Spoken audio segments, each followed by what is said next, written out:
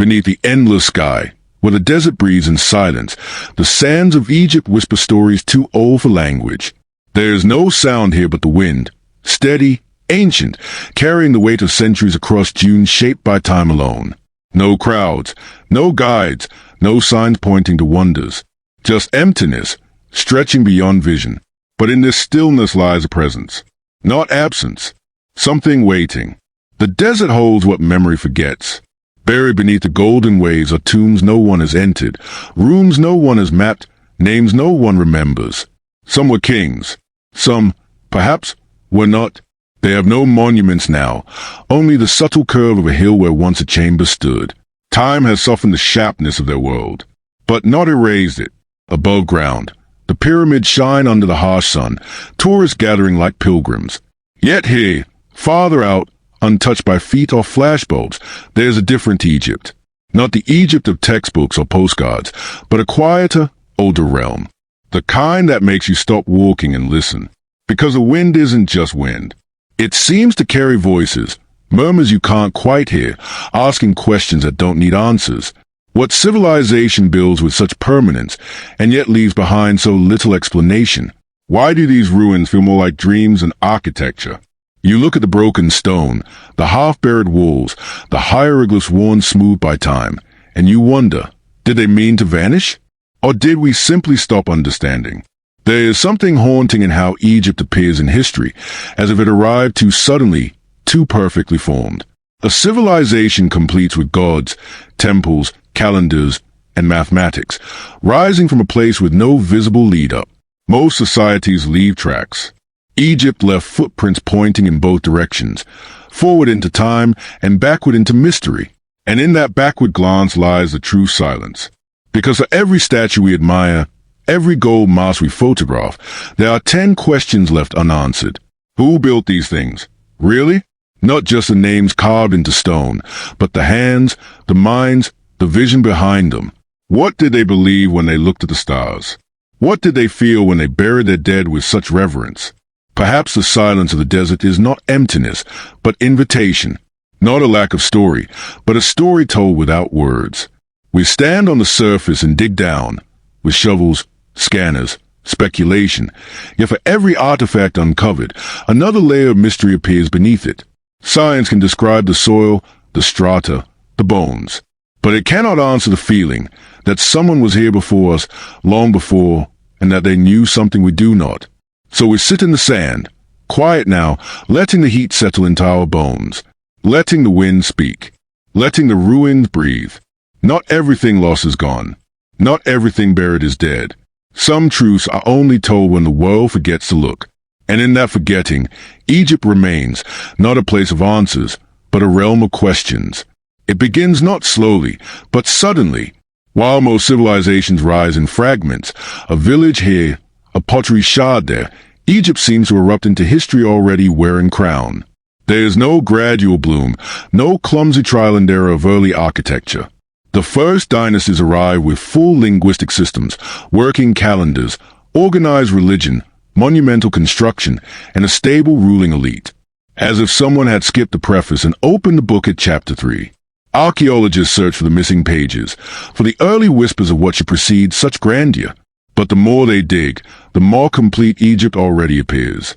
From the very first pyramid texts, there is structure, philosophy, complex theology. Not fumbling beginnings, but a confident voice. It is the oldest chapter we have, and yet it reads like the middle of a much longer story. There is evidence of pre-dynastic tribes along the Nile, people of modest means, subsistence farming, scattered settlements. But their leap into kingship and cosmology was not gradual. It was a transformation so rapid, so precise, it leaves researchers blinking. Cultures evolved. Egypt arrived. The Nile gave life, yes, but something else gave vision. How did those early Egyptians align their monuments with celestial bodies? How did they engineer cities and temples without precedents or blueprints? How did they write in full sentences before their neighbors carved symbols in stone? Some suggest they borrowed knowledge. But from whom? In 1300 BCE, no known civilization had the architectural or astronomical capabilities the Egyptians already possessed. Mesopotamia had cities, but no pyramids. The Indus Valley had trade, but not resurrection texts. Egypt stood apart, not just geographically, but temporally, alone, and somehow ahead. This strangeness echoes across disciplines. Linguists find the ancient Egyptian language sophisticated from its earliest inscriptions. Engineers marvel at their stonework, carved at tolerances that challenge modern tools. Mythologists note how their gods arrived not as distant spirits, but as teachers, Osiris giving laws, Thoth offering writing, Isis nursing civilization into maturity. So where, then, is a beginning? Some whisper of Zep Tepi, the first time, when gods walked the earth and ruled Egypt directly. Myth, Mose, but why such a detailed myth? Why a lineage of kings who reigned for thousands of years before history officially began?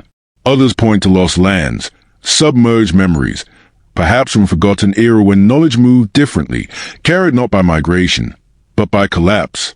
A time when something was remembered, not invented. When Egypt was not born, but rebuilt. None of this is fact. But the question remains, why does Egypt begin already knowing so much? Civilizations are supposed to grow roots, stretch, branch out slowly. Egypt doesn't follow that rule. It seems planted, a full tree standing where there should be a seed. Science continues to examine, to measure, to map, but the origin remains elusive. And perhaps that's the point. Maybe Egypt isn't about where it came from, but about what it preserved. Maybe it wasn't the first, just the last to forget.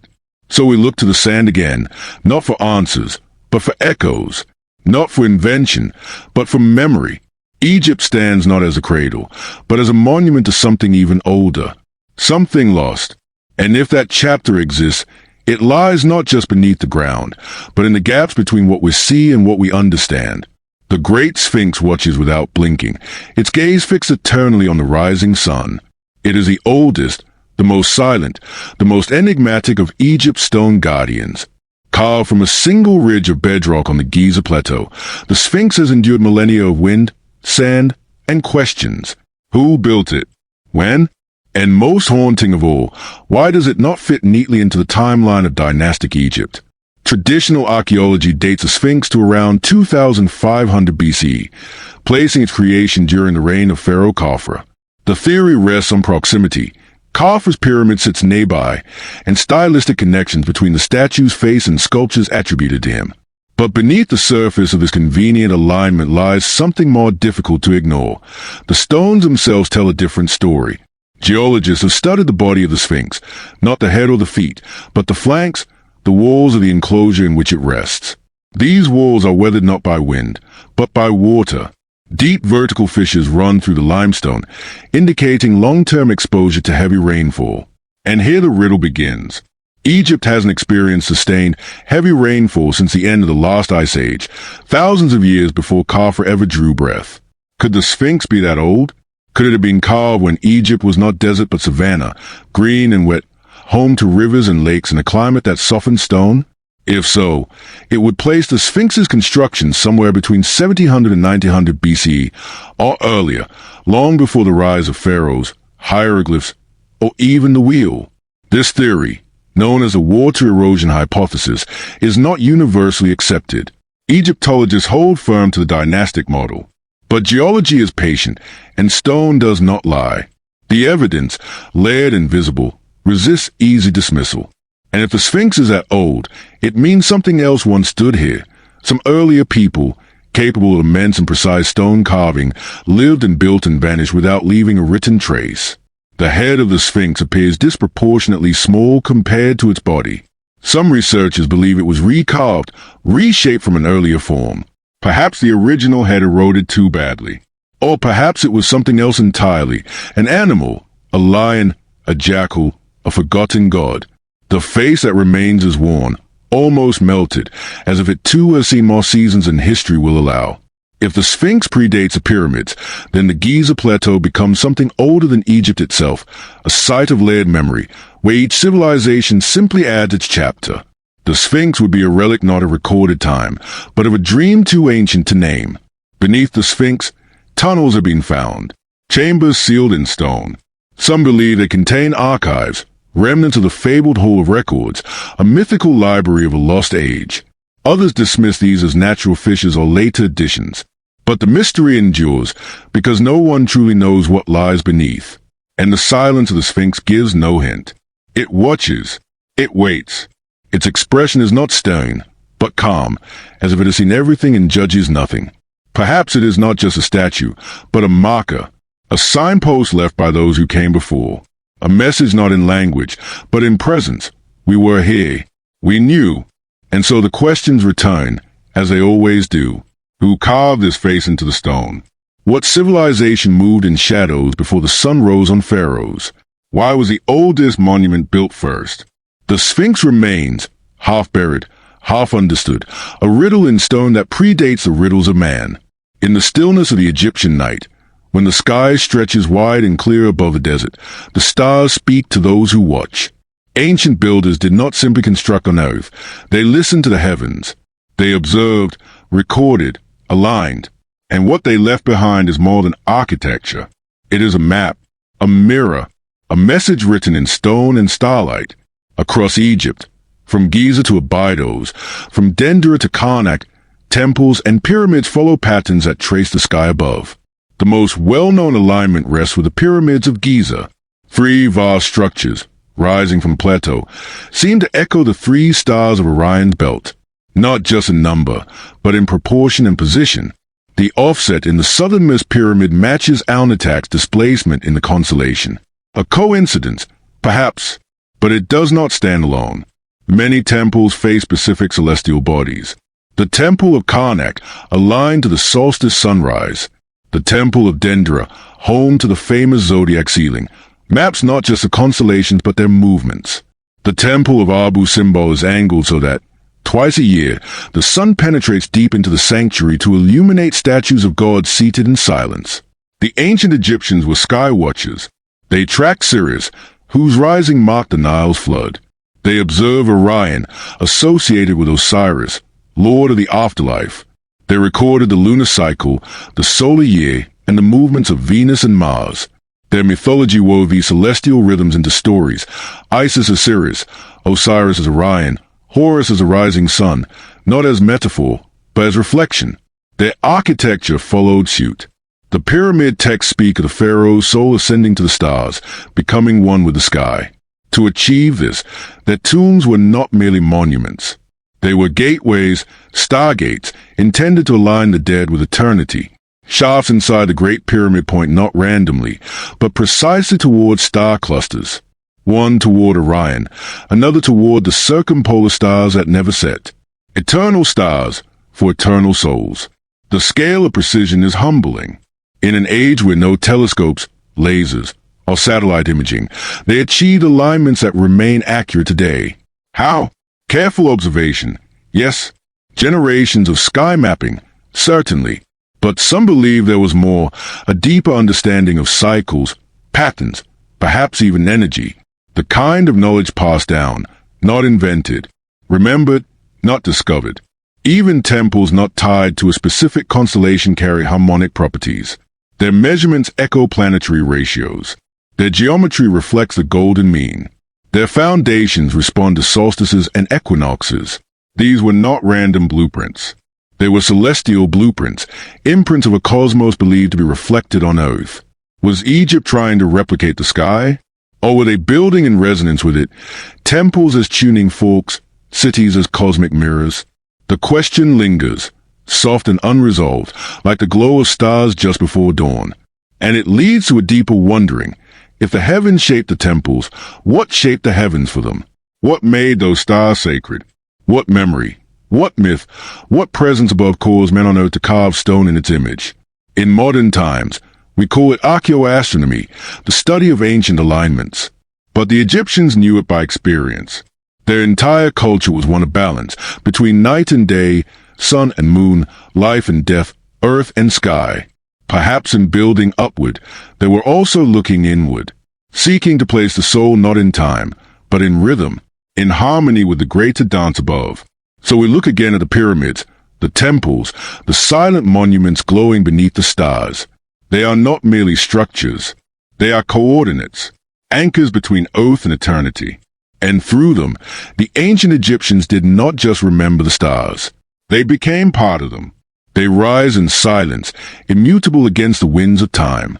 The pyramids, especially those of Giza, seem less like buildings and more like declarations. They do not merely stand. They exist with a presence that still unsettles, still puzzles. For all our study, all our scanning and simulation, one question endures, soft but persistent. How were they really built? The Great Pyramid alone contains over 2 million limestone blocks, some weigh more than 15 tons. Each one shaped, transported, lifted, and placed with a precision that modern tools would struggle to match. The base of the pyramid is nearly perfectly level, within fractions of an inch across 13 acres.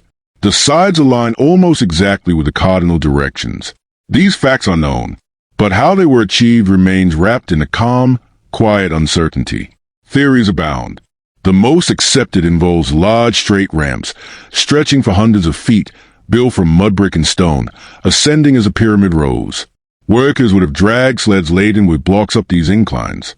But the logistics raise new questions. To build such ramps would require nearly as much material as the pyramid itself. No remains of such grand ramps have been found. Could they have been dismantled? Possibly. But why would no trace remain? Other scholars propose spiral ramps, curling around the pyramid's core, or internal ramps, winding through unseen corridors within the structure. Elegant on paper, elusive in reality. No conclusive evidence has emerged. Levers and pulleys? Perhaps. But with what components? Ancient Egyptian toolkits, as we understand them, were limited to copper, wood, and stone. Powerful for carving, but not ideal for lifting multi-ton blocks dozens of meters into the sky. Then there's the issue of precision. The joints between many blocks are so fine that a sheet of paper cannot slip between them.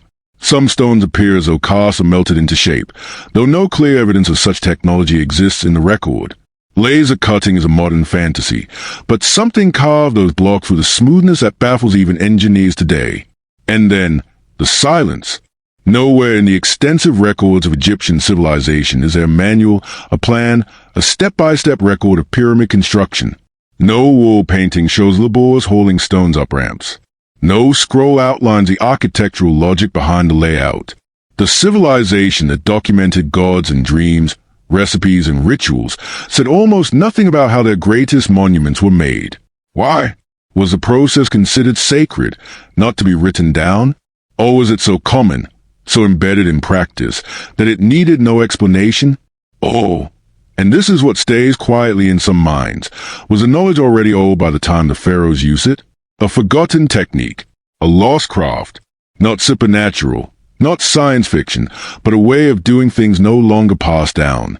Like a language unspoken for so long, it falls silent without a trace. Some fringe theories suggest sound technology, harmonic lifting, acoustic resonance. Others hint at water-based transport systems or anti-gravity speculation. These ideas lie outside mainstream thought but rise from the same root, a sense that the tools we understand may not be the ones they used. And yet, perhaps the mystery is not in the building, but in the builders, tens of thousands of workers, organized, nourished, housed, guided, not slaves, as once believed, but skilled laborers. Their camps have been found, their bread ovens, their fish bones, their tools. A workforce not forced, but fed, working in harmony towards something they believed in, or at least were deeply embedded within. Still, belief does not move stones. Organization helps, but it does not explain precision. Faith may fuel the hands, but what sharpened the edge? Every stone set in place is a question. Every angle, a whisper. The Great Pyramid alone remains the last of the 7 wonders of the ancient world, not merely because of age, but because it refuses to fully reveal itself. There are no answers in the structure, only presence, only endurance. And so we circle it, walk beside it, scan it with lasers, model it with software. We build replicas. We debate. But the pyramid says nothing. It stands, as it always has, above the chatter. Not arrogant, just still. Perhaps the pyramids were never meant to be explained. Perhaps their purpose was to outlast questions. Not just tombs, but time machines, not to travel through time, but to hold it. We look at them and wonder how. But maybe the real question is why. And maybe Just maybe, the answer lies not in tools or blueprints, but in something older than both. Something buried beneath the sand and the centuries. Amid the towering splendor of temples, pyramids, and colossal statues, one curious absence lingers, not in the stone itself, but in the record surrounding it. The ancient Egyptians documented nearly every aspect of their lives: prayers, trade, lineage, rituals, offerings, dreams. They painted their beliefs across tomb walls in vivid color. They carved every phase of the afterlife into papyrus scrolls and sarcophagi. Yet in all this wealth of detail, there's a remarkable silence where we expect the loudest voice: the instructions. No blueprints have been found for the pyramids. No construction plan for the temples of Karnak or Luxor. No logistical notes on moving multi-ton obelisks across sand and river. Not a single ancient scroll explaining the measurements, the tools, the workforce, or the process.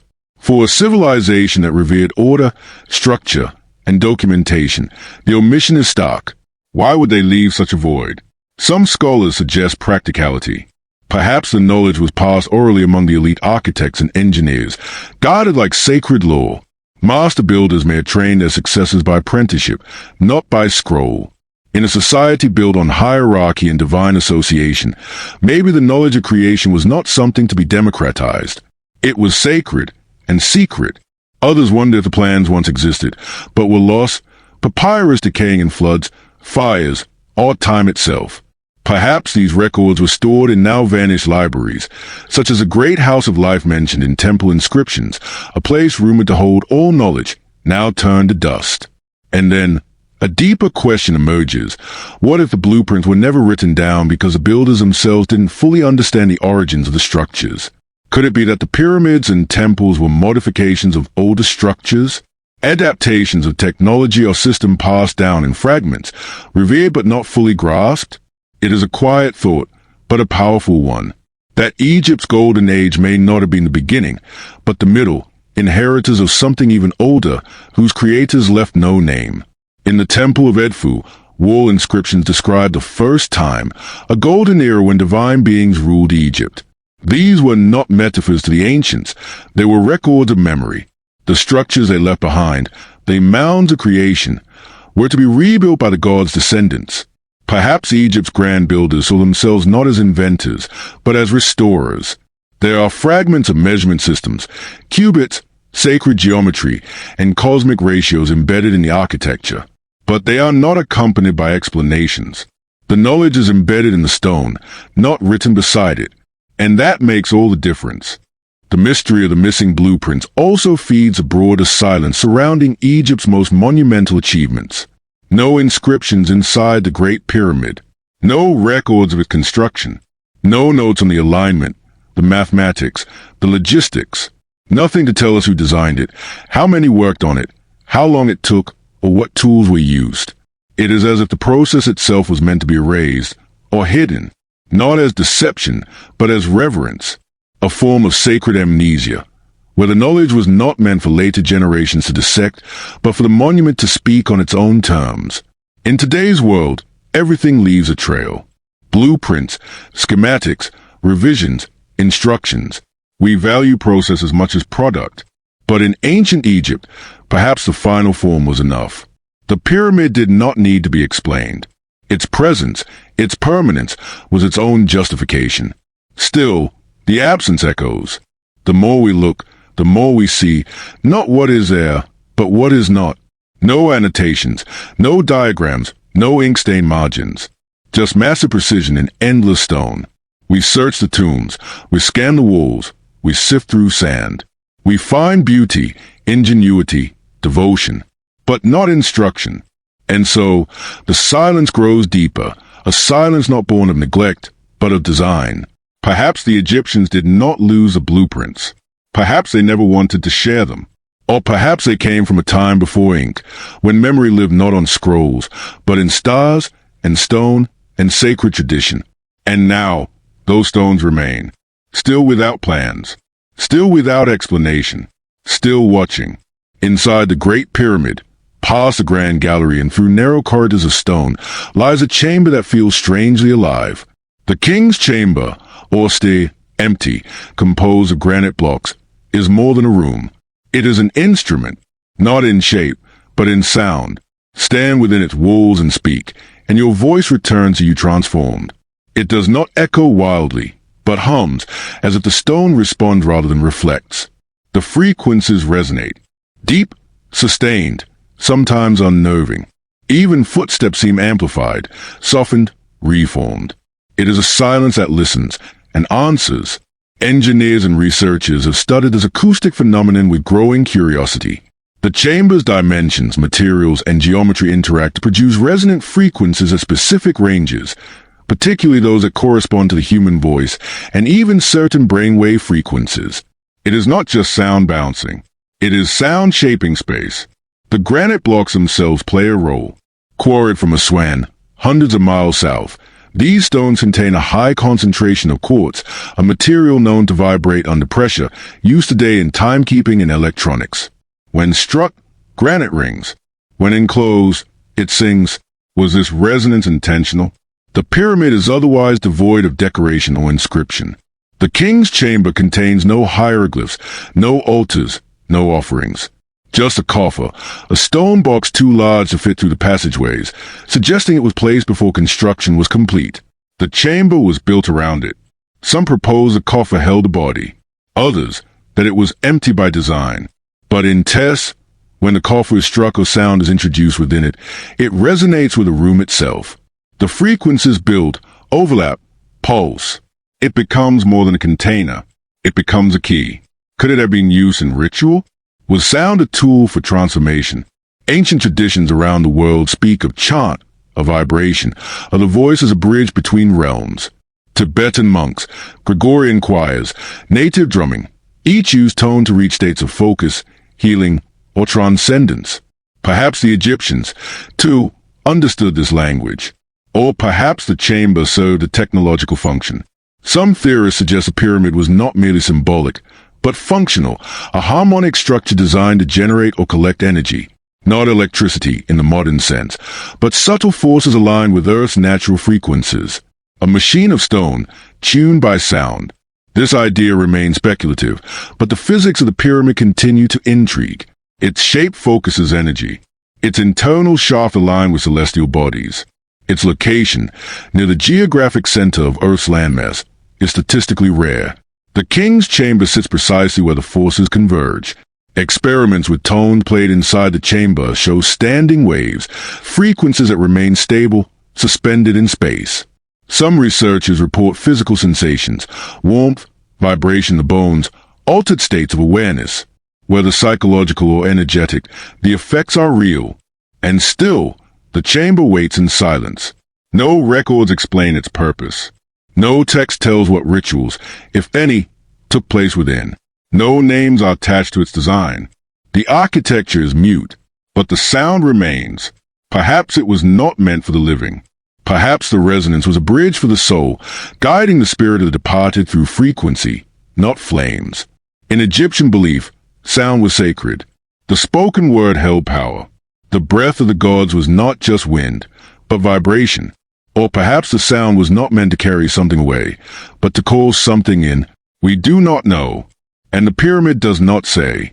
But within that stone silence, the acoustics remain, waiting, echoing, not just noise, but meaning, wrapped in granite, shaped in mystery. The Great Pyramid does not ask to be understood. It asks to be heard. Deep within the temple of Ithra at Dendera, carved into the stone walls of an underground crypt, is an image that has stirred debate for decades. It shows a long, oval-shaped object connected to a base, from which emerges what appears to be a snake-like filament. Beside it stand figures holding the device and supporting structures that some say resemble insulators. To the eyes of some modern viewers, it looks unmistakably like a light bulb. This carving, often referred to as a Dendera light, has become one of the most controversial images in the study of ancient Egypt. For those who walk through the dim, cool chambers of Dendera, the carving is just one of many, but for others, it suggests something far more mysterious. A technology lost to time. A fragment of forgotten science. Fringe theorists propose that the image represent a form of electrical lighting, perhaps a vacuum tube or arc lamp. They point to the shape of the bulb, the coil filament, and the presence of wires or cables. The interpretation grows more compelling when considering that no soot has been found on the ceilings of some tombs and inner chambers, places that would have been nearly pitch black during construction. If no torches were used, how were these intricate artworks and hieroglyphs created deep within the stone?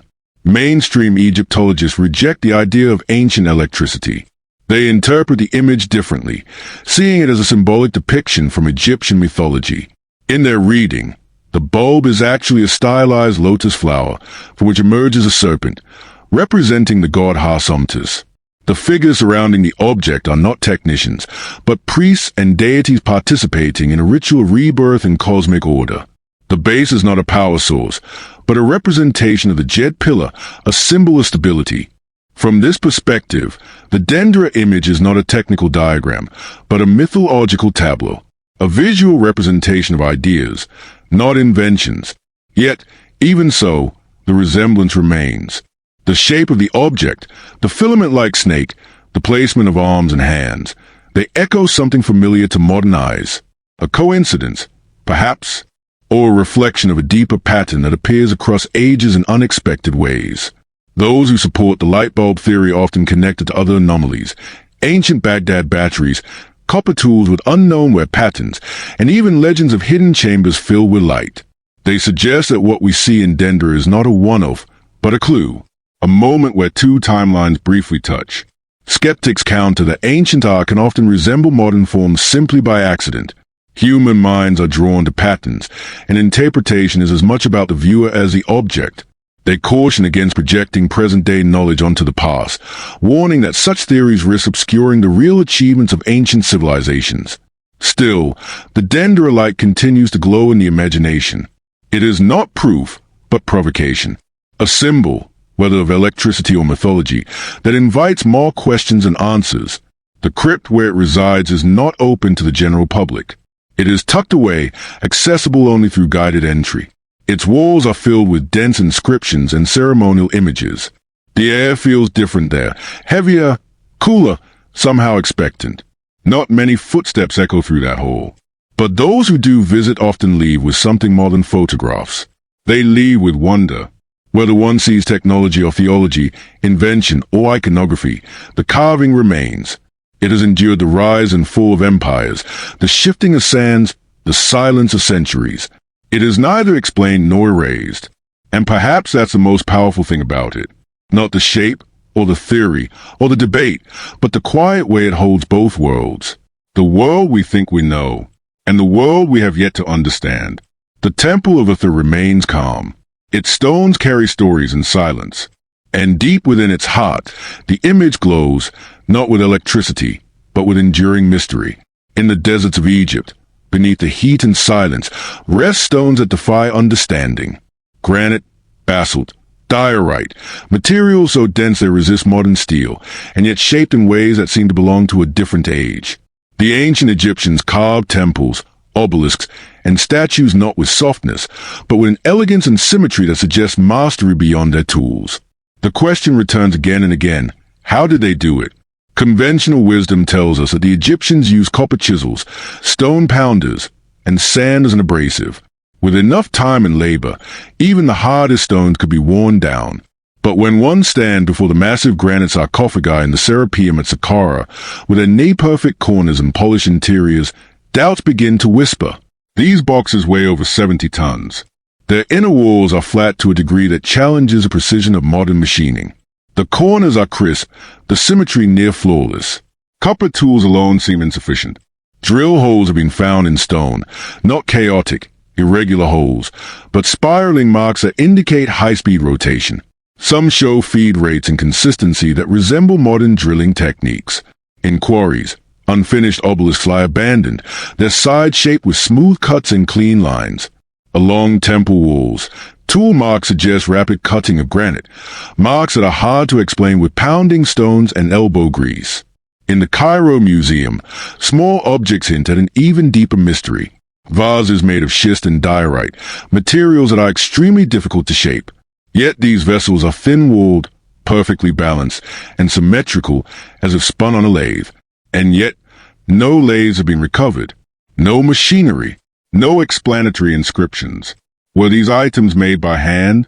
If so, they required a skill and patience almost unimaginable. Thousands of hours, generations of artisans, or perhaps a technique we no longer understand, lost not because it was primitive, but because it was advanced in a way incompatible with modern assumptions. Some theorists suggest sonic tools, devices that use vibration to cut and shape stone. Others propose unknown alloys, techniques passed from earlier civilizations, or even external influences. These ideas are not proven, nor widely accepted, but they arise because the artifact resists simple answers. Even mainstream archaeologists admit the anomalies. The precision is real. The stonework, however it was done, represent a level of sophistication we don't yet fully grasp. It is not fantasy to say so. It is humility. And then there is the scale. Massive blocks lifted and placed with minimal gaps. Temple columns shaped and stacked with stability that has lasted thousands of years.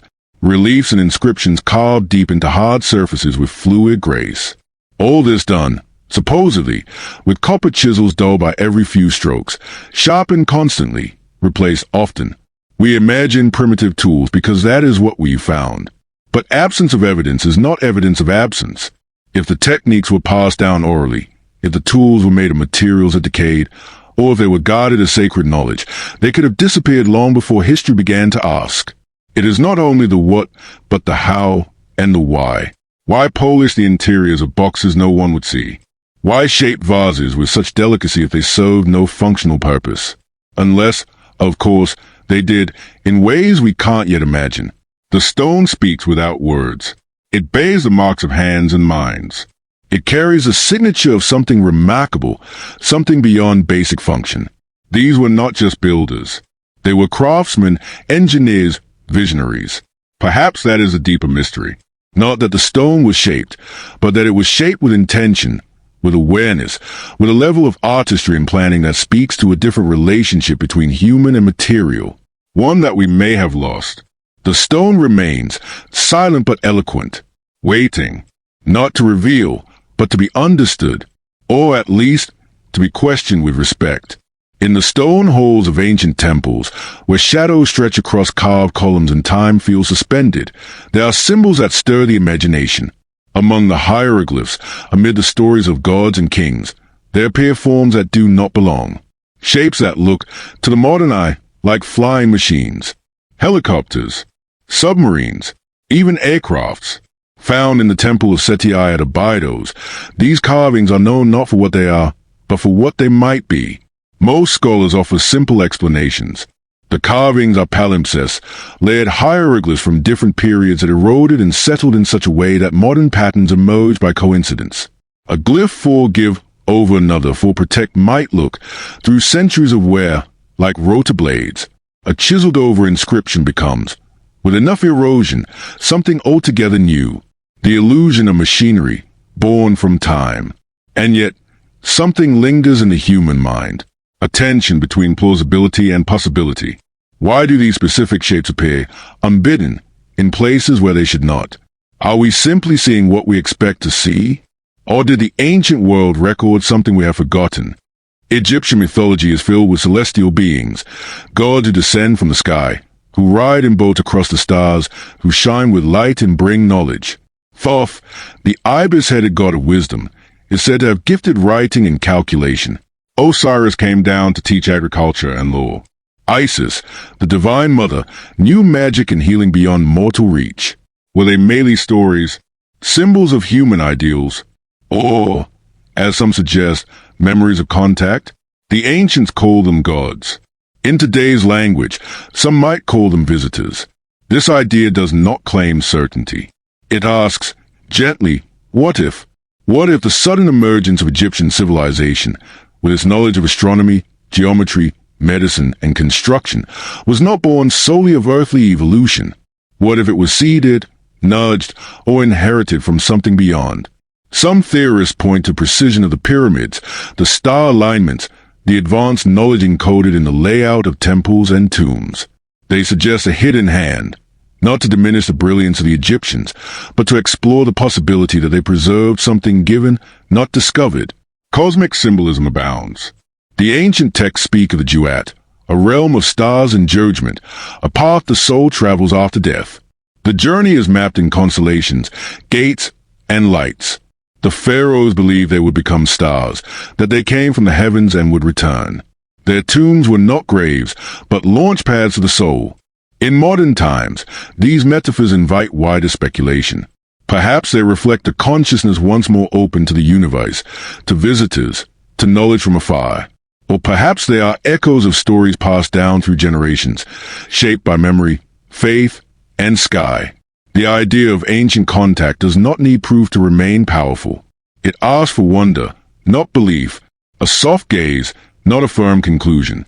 And in Egypt, wonder is easy to find. The sheer scale of creation, the depth of symbolism, the reach toward the stars, all suggest a people who saw the world as more than it appeared. If something came here long ago and left its mark, would we recognize it? Would it be in the metal of a ship or the curve of a statue? Would it be in the stories we call myth, or in the patterns we dismiss as coincidence? The stones do not speak clearly, but they leave openings, carvings that resemble what they should not, alignments that feel more than accidental, legends that speak of descent and return, of light and voice, of wisdom that comes from elsewhere. Whether these are memories or metaphors is not for us to decide. The truth may lie between.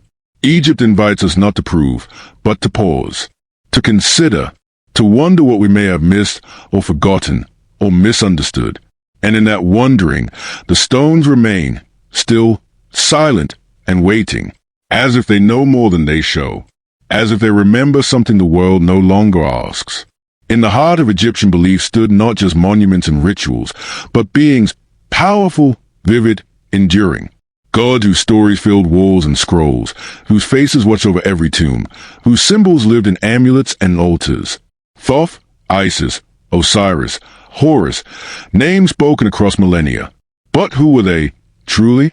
To the ancient Egyptians, these were not abstractions. They were presences, real, active forces that shaped the world, guided the soul, and maintained balance. Their forms were often part human, part animal, not to suggest fantasy, but to express something deeper, more layered than form alone could contain. Each god held meaning, each name, a function, and together they wove a vision of life that extended beyond life itself. Thoth, the ibis-headed scribe of the gods, was more than a patron of writing. He was the architect of order, the measurer of time, the keeper of balance. He invented hieroglyphs, calculated the stars, and served as a cosmic judge in matters unseen.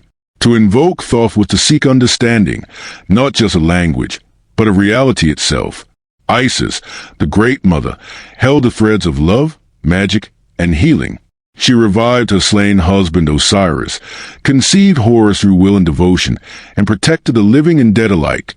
Her power was not domination, but restoration.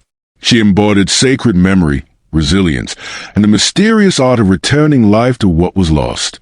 Osiris, once a ruler of earth, became the lord of the afterlife.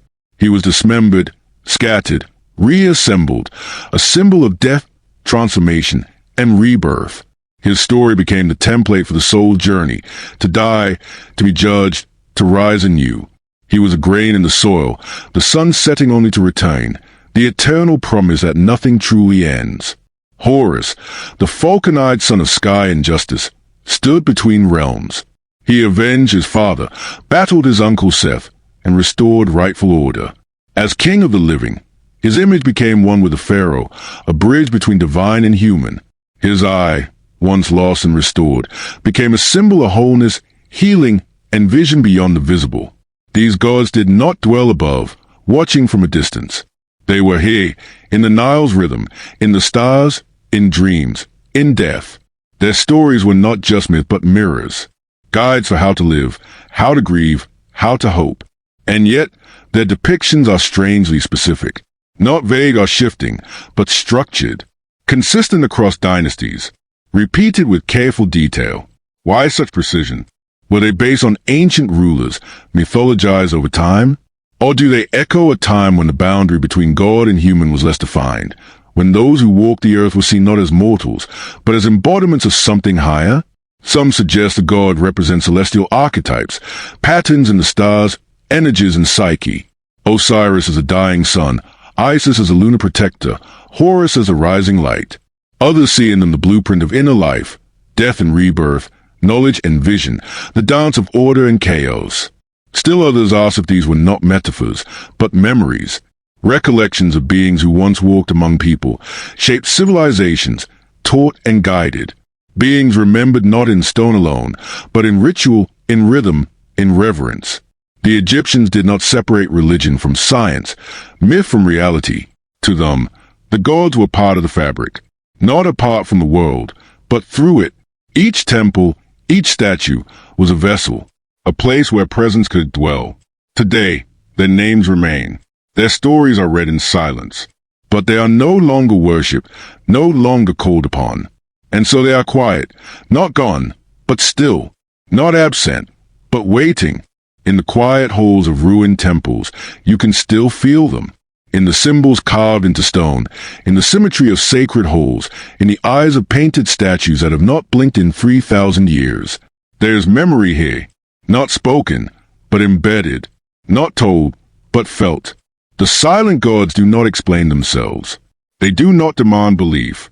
They do not insist. But they remain, watching from within the myth, within the stone, within the questions we still ask. And perhaps that is their power, not in answering, but in reminding us how to ask, how to listen, how to wonder. Not everything lost is forgotten. Not every silence is empty. Some names echo, even now.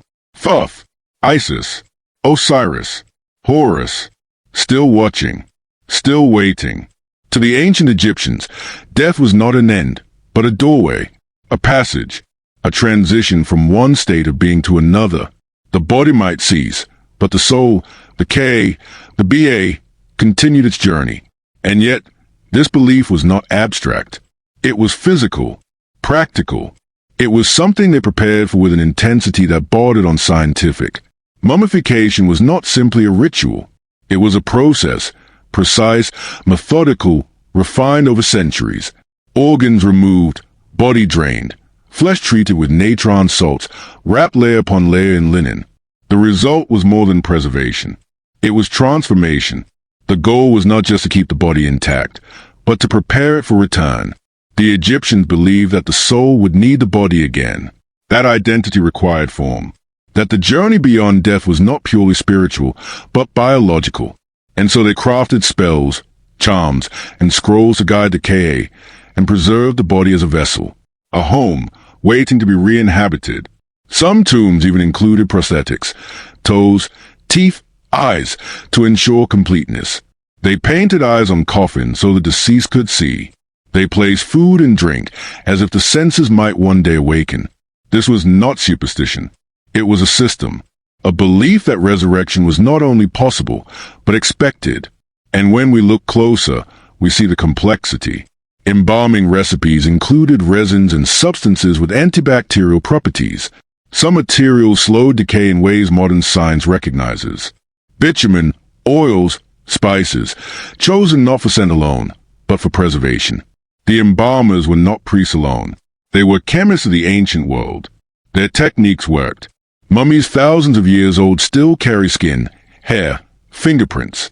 In some cases, DNA, a strand of identity, locked in the wrappings of time. Modern geneticists have extracted this ancient code, sequenced it, studied lineage, disease, migration. In the silent tissues of the mummified dead, we find stories still unfolding. They speak to us not in words, but in cells.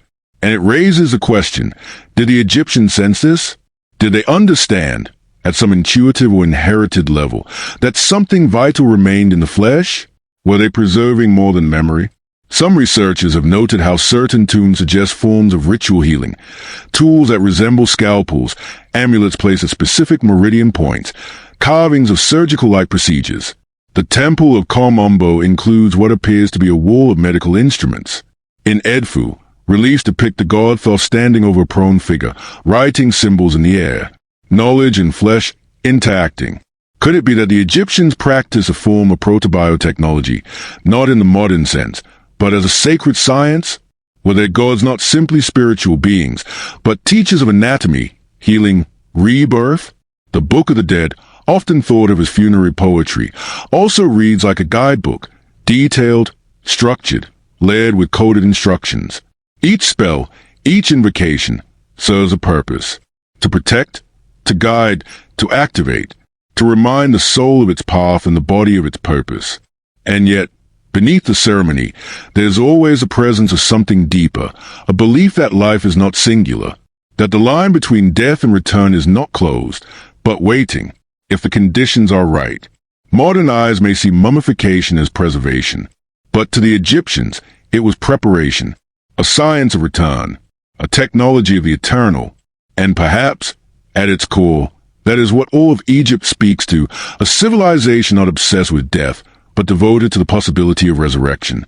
Not just in spirit, but in form. Their bodies lie still, but their methods endure. Their knowledge echoes in fibers, salts, resins, cells. In silence, they preserve the science we still struggle to understand. Not lust, only waiting. Curled above the brow of every ancient Egyptian pharaoh, the serpent watches. It rises from the royal crown, hood flared, gaze fixed forward, poised, alert, eternal. This is a uraeus, the sacred cobra, more than decoration, more than symbol. It is presence, it is power, and perhaps it is something far deeper. To the Egyptians, the cobra was not merely an animal.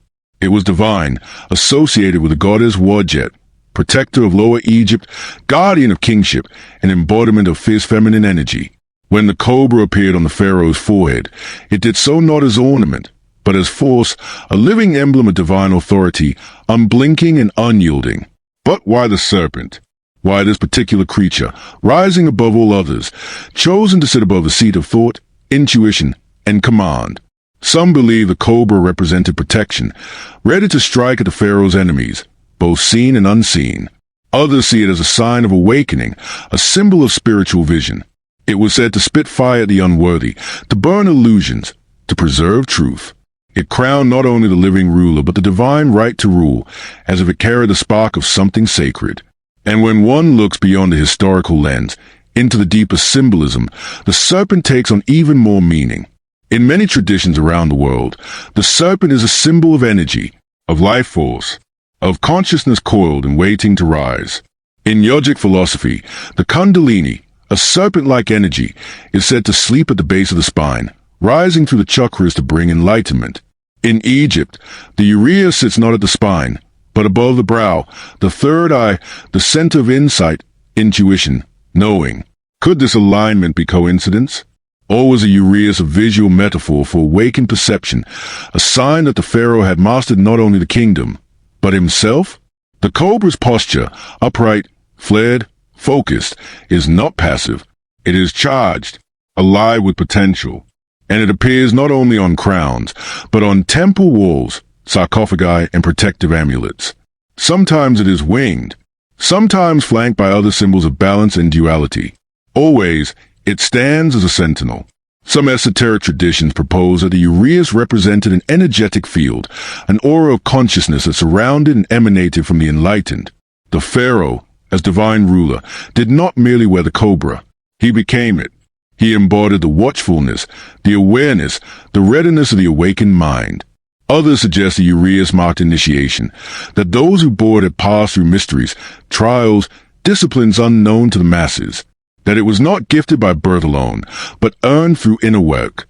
In this reading, the serpent is not just guardian of the crown, but of wisdom itself. Modern science has noted the curious parallels between ancient serpent symbolism and the patterns of human energy. The spine, the nervous system, the pineal gland, all lie beneath the paw from base to brow. Electrical impulses, neural activation, the flow of thought, invisible, yet potent. Perhaps the Egyptians sensed this. Perhaps they represented the invisible through the serpent, a creature that sheds its skin, that disappears into the earth and rises again. In tombs and carvings, the uraeus is often paired with the sun disk, as if linking light and sight, fire and insight. Together, they form a visual equation, illumination through perception, clarity through inner vision. Yet for all its interpretations, the cobra remains silent. It does not explain itself. It simply stands, poised at the center of power, demanding presence, offering nothing but awareness. The Egyptians did not decorate blindly. Their symbols were dense, layered, purposeful. The placement of a uraeus above the third eye was not accidental. It was a signal, a reminder that the seat of power is not brute force, but vision, not dominance, but presence. And in that presence, the serpent lives, still watching, still coiled, still waiting. Beneath the visible monuments of ancient Egypt lies another world, one of shadows, silence, and stone. A world not shown on postcards or guided tours. A network of chambers, shafts, and passageways carved deep into the earth, many of which remain sealed, unexplored, or simply ignored. These spaces, hidden beneath temples and pyramids, seem to whisper a truth unspoken, that Egypt's story may be far more complex than what stands above ground. At Giza, beneath the iconic pyramids, there are known anomalies, sealed doorways within narrow shafts, openings that lead to nothing, or perhaps to something not yet revealed. The Great Pyramid itself contains so few inscriptions, yet so many hidden cavities, discovered only recently with thermal scans and muon detectors. One such void, found above the Grand Gallery, is massive, empty, for now. But why was it constructed? For what purpose? And what lies within? Even beneath the Sphinx, legend persists of tunnels, chambers beneath the pores, sealed and forgotten. Ground-penetrating radar has revealed anomalies, but no official excavation has followed. Some say these spaces were known to ancient priests, guarded as sacred, never to be disturbed. Others believe they hold texts, artifacts, even a hidden archive, echoes of Zet Tepi, the mythical first time before the pharaohs ruled. At Abydos, the Osirian sits lower than the temple of Seti I, a structure of massive stone blocks, water-filled, and older than the temple above it. Its subterranean nature suggests a deliberate concealment, or perhaps a deeper ritual function. Was it a tomb? A chamber of initiation? A symbolic womb of the earth, where transformation occurred? Beneath the temple of Dendera, crypts wind into darkness. Few visitors ever see them. Their walls are carved with strange images, the so-called Dendera light, among others, symbols whose meanings remain contested. Why hide these images below, away from sun and ceremony? What were these spaces meant to protect, or contain? There are stories of doors that will not open, of shafts that descend and never turn, of ladders carved into rock that lead to brick walls. These are not accidents of erosion or collapse. They are deliberate closures, seals meant to last forever. Some speculate these rooms contain nothing, symbolic emptiness, meant to guard against grave robbers. Others believe the opposite, that the real treasures of Egypt were never gold or jewels, but knowledge, texts written on lost materials, object of power or memory, machines, perhaps, from an age we no longer remember. Still others suggest these chambers were not made to store, but to transform. Spaces of vibration, of sound, of altered awareness. Underground holes where the initiate met darkness and emerged changed. The earth as teacher, the stone as mirror. Why, then, are they so often left untouched? The official stance is caution, the fear of collapse, of damage, the need for safety. Yet there's also a hesitancy, a quiet avoidance, as if these places are not just physically sealed, but protected by something deeper, a cultural silence, a collective pause. In some cases, exploration has been attempted, scans conducted, robots sent, but the results are often vague, inconclusive, withheld. Announcements made, then forgotten. The mysteries remain, just out of reach. And so we return to the surface, walking once more among the familiar, the temples, the statues, the columns and sunlight. Yet something lingers beneath our feet. Something unmapped, untouched, undisturbed. The ground is not just foundation. It is archive, and within it lie the unspoken chapters of Egypt's past. The Egyptians believed in the underworld, not as a place of punishment, but of passage, a realm beneath, where truths were revealed, where souls were tested, where light returned. Perhaps these chambers are more than architectural afterthoughts. Perhaps they are echoes of that belief, physical reflections of a metaphysical truth, that what is hidden is not forgotten, that what is sealed is not empty. The entrances remain, the stone remains, And the questions remain. What lies beneath Egypt is not just earth and stone. It is potential. It is memory. In the oldest temples of Egypt, carved into the stone with reverence and care, there's a phrase that echoes like a faint memory. Zep Tepi, the first time. It appears not as a metaphor, but as a marker, a beginning, not of the world itself, but of civilization, of order rising from chaos, of divine presence shaping the land. In these ancient inscriptions, Zep Tepi is not legend. It is history, or at least it was believed to be. According to Egyptian cosmology, the world was born from a watery void, the primeval chaos. From it rose the Ben stone, the sacred mount of creation, upon which the first god stood. From this divine act came all things, light, breath, time, kingship. And in that moment, Zep Tepi began, a golden age when gods walked the earth, when knowledge flowed freely, when harmony ruled. The stories speak of gods like Ptah, Ra, Osiris, and Thoth, not as distant myths, but as rulers. They governed, they built, they taught, they passed laws and wisdom. They fought chaos and established the mat, the cosmic balance. And when their time ended, they retreated, ascending to the sky, sinking into the earth, or vanishing into the veil of myth. They left behind temples, calendars, rituals, and a sacred lineage to preserve what was given. The pharaohs who followed did not claim to be inventors. They claimed to be restorers. Their role was not to create, but to maintain what had already been divinely established. The rituals, the architecture, the symbology, all were rooted in this idea of returning to Zep Tepi, of bringing back the order of the first time. But was it just a spiritual ideal, a poetic myth, or could it have been a memory? Some researchers believe that the stories of Zep Tepi may preserve traces of a lost epoch, a real, distant age when a civilization predating dynastic Egypt flourished, one that may have collapsed due to cataclysm, war, or natural disaster.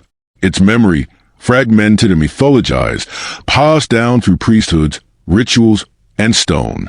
Not invented, but inherited. They point to the sudden rise of Egyptian civilization, fully formed and remarkably advanced. The lack of gradual development, the mystery surrounding structures like the Great Sphinx, the Osirian, and other megalithic sites that seem older than their surrounding temples. Could these be remnants of that forgotten age? Plato wrote of Atlantis, a powerful, ancient civilization that vanished beneath the sea. In Egyptian texts, the idea of a divine age lost to time is just as strong. Not in tales of war and flood, but in silence, a silence that feels like reverence. As if to speak too plainly of Zep Tepi would diminish it. The Egyptian king lists, from Palermo stone to the Turin canon, list divine rulers reigning for thousands of years before the first human kings. These vast spans of time are dismissed by most historians as symbolic. But what if they are echoes of real chronology, distorted by myth but grounded in some truth? The first time was not described with fanfare. It was remembered with precision. The gods ruled. Then came the Shemsu-Hor, the followers of Horus, a semi-divine lineage bridging the gap between heaven and earth. Then, and only then, did human kings take the throne. Even the design of temples was meant to reflect this order.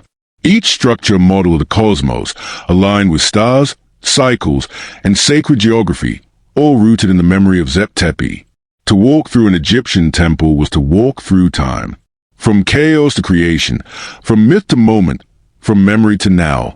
If Zep Tepi was real, it may not be something we can excavate, not in bones or bricks, but in patterns, in alignment, in what was built and what was never explained. It may exist in the questions more than the answers. And so Egypt remains a land of beginnings, not just a cradle of history, but the echo of something earlier, a silence too structured to be random, a myth too persistent to be ignored. Zep Tepi, the first time, may never be found, but it may always be remembered, not as a place on the map, but as a truth carved into stone, waiting not to be proven, but understood. In the golden silence of the Giza Plateau, just beside the Great Pyramid, lie long, narrow cuts in the bedrock, boat pits. Their presence is quiet, easily overlooked amid the grandeur of towering stone, but their meaning runs deep. These are not small containers or symbolic carvings. They are full-size, stone-lined trenches, once housing ships of remarkable scale and craftsmanship. Ancient vessels, buried not on water, but in the desert. The most famous among them, the Khufu ship, was discovered in 1954, resting in one of these pits for over 4,000 years. Disassembled, carefully stacked like a puzzle, its cedar timbers from Lebanon still fragrant. When reconstructed, it stretched over 140 feet, long, elegant, seaworthy. It had no nails, only rope lashings and wooden joinery. A ship not of ceremonial pretense, but of practical mastery. And yet, it had never touched water. Why build a boat of such complexity only to bury it? What purpose did it serve? To the ancient Egyptians, boats were sacred vehicles. The sun god Ra traveled across the sky in a solar bark, riding from dawn to dusk, then into the underworld. In their mythology, death was a journey across rivers, through stars, into the afterlife. For a pharaoh, the boat was not just a symbol. It was transport, a means of passage from the earthly plane to the celestial. Some scholars suggest that the buried boats were symbolic, ritual replicas intended to carry the pharaoh's soul through the realm of the gods. Others believe they served a practical function in funeral rites, perhaps carrying the king's body along the Nile to its resting place. But the perfection of their design suggests something more. These were not props.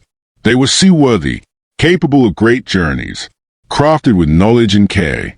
The Khufu ship's construction challenges assumptions. Its curves are subtle, the hull finely shaped. It features steering oars, a central cabin, and a design that reflects deep understanding of marine architecture. For a landlocked tomb, it is an odd companion, unless it was meant to mirror something older, something remembered. Boat imagery is found throughout Egypt. The solar barks carved into temple walls. The sacred boats carried in procession during festivals. Tombs painted with scenes of water journeys. Even the constellation of Orion, sacred to Osiris, was imagined as sailing through the stars. Movement, from life to death, from earth to sky, was always by boat. Could these vessels be echoes of a forgotten tradition? Perhaps remnants of a time when ships carried kings not just in spirit, but in life, overseas, into distant lands, or through sacred portals. Some fringe theories propose that the boats represent lost technologies, perhaps even knowledge of navigation or propulsion systems we no longer understand. Not literal engines, but a level of craftsmanship and purpose no longer pursued.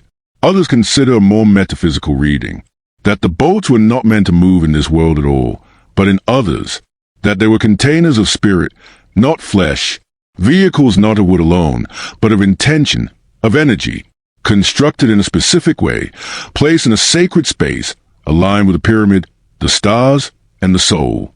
Interestingly, not all pits contain boats. Some are empty. Some have yet to be opened. Their contents, if any, remain unknown, but their presence is clear. They were placed deliberately as part of the greater design, as if the pyramid complex was not just a tomb, but a port, a terminal where the journey began. There is something deeply moving about these vessels. They were not built to sail across rivers, but across beliefs. They carried not passengers, but meanings. And even now, long buried, they suggest motion, the promise of departure, the possibility of return.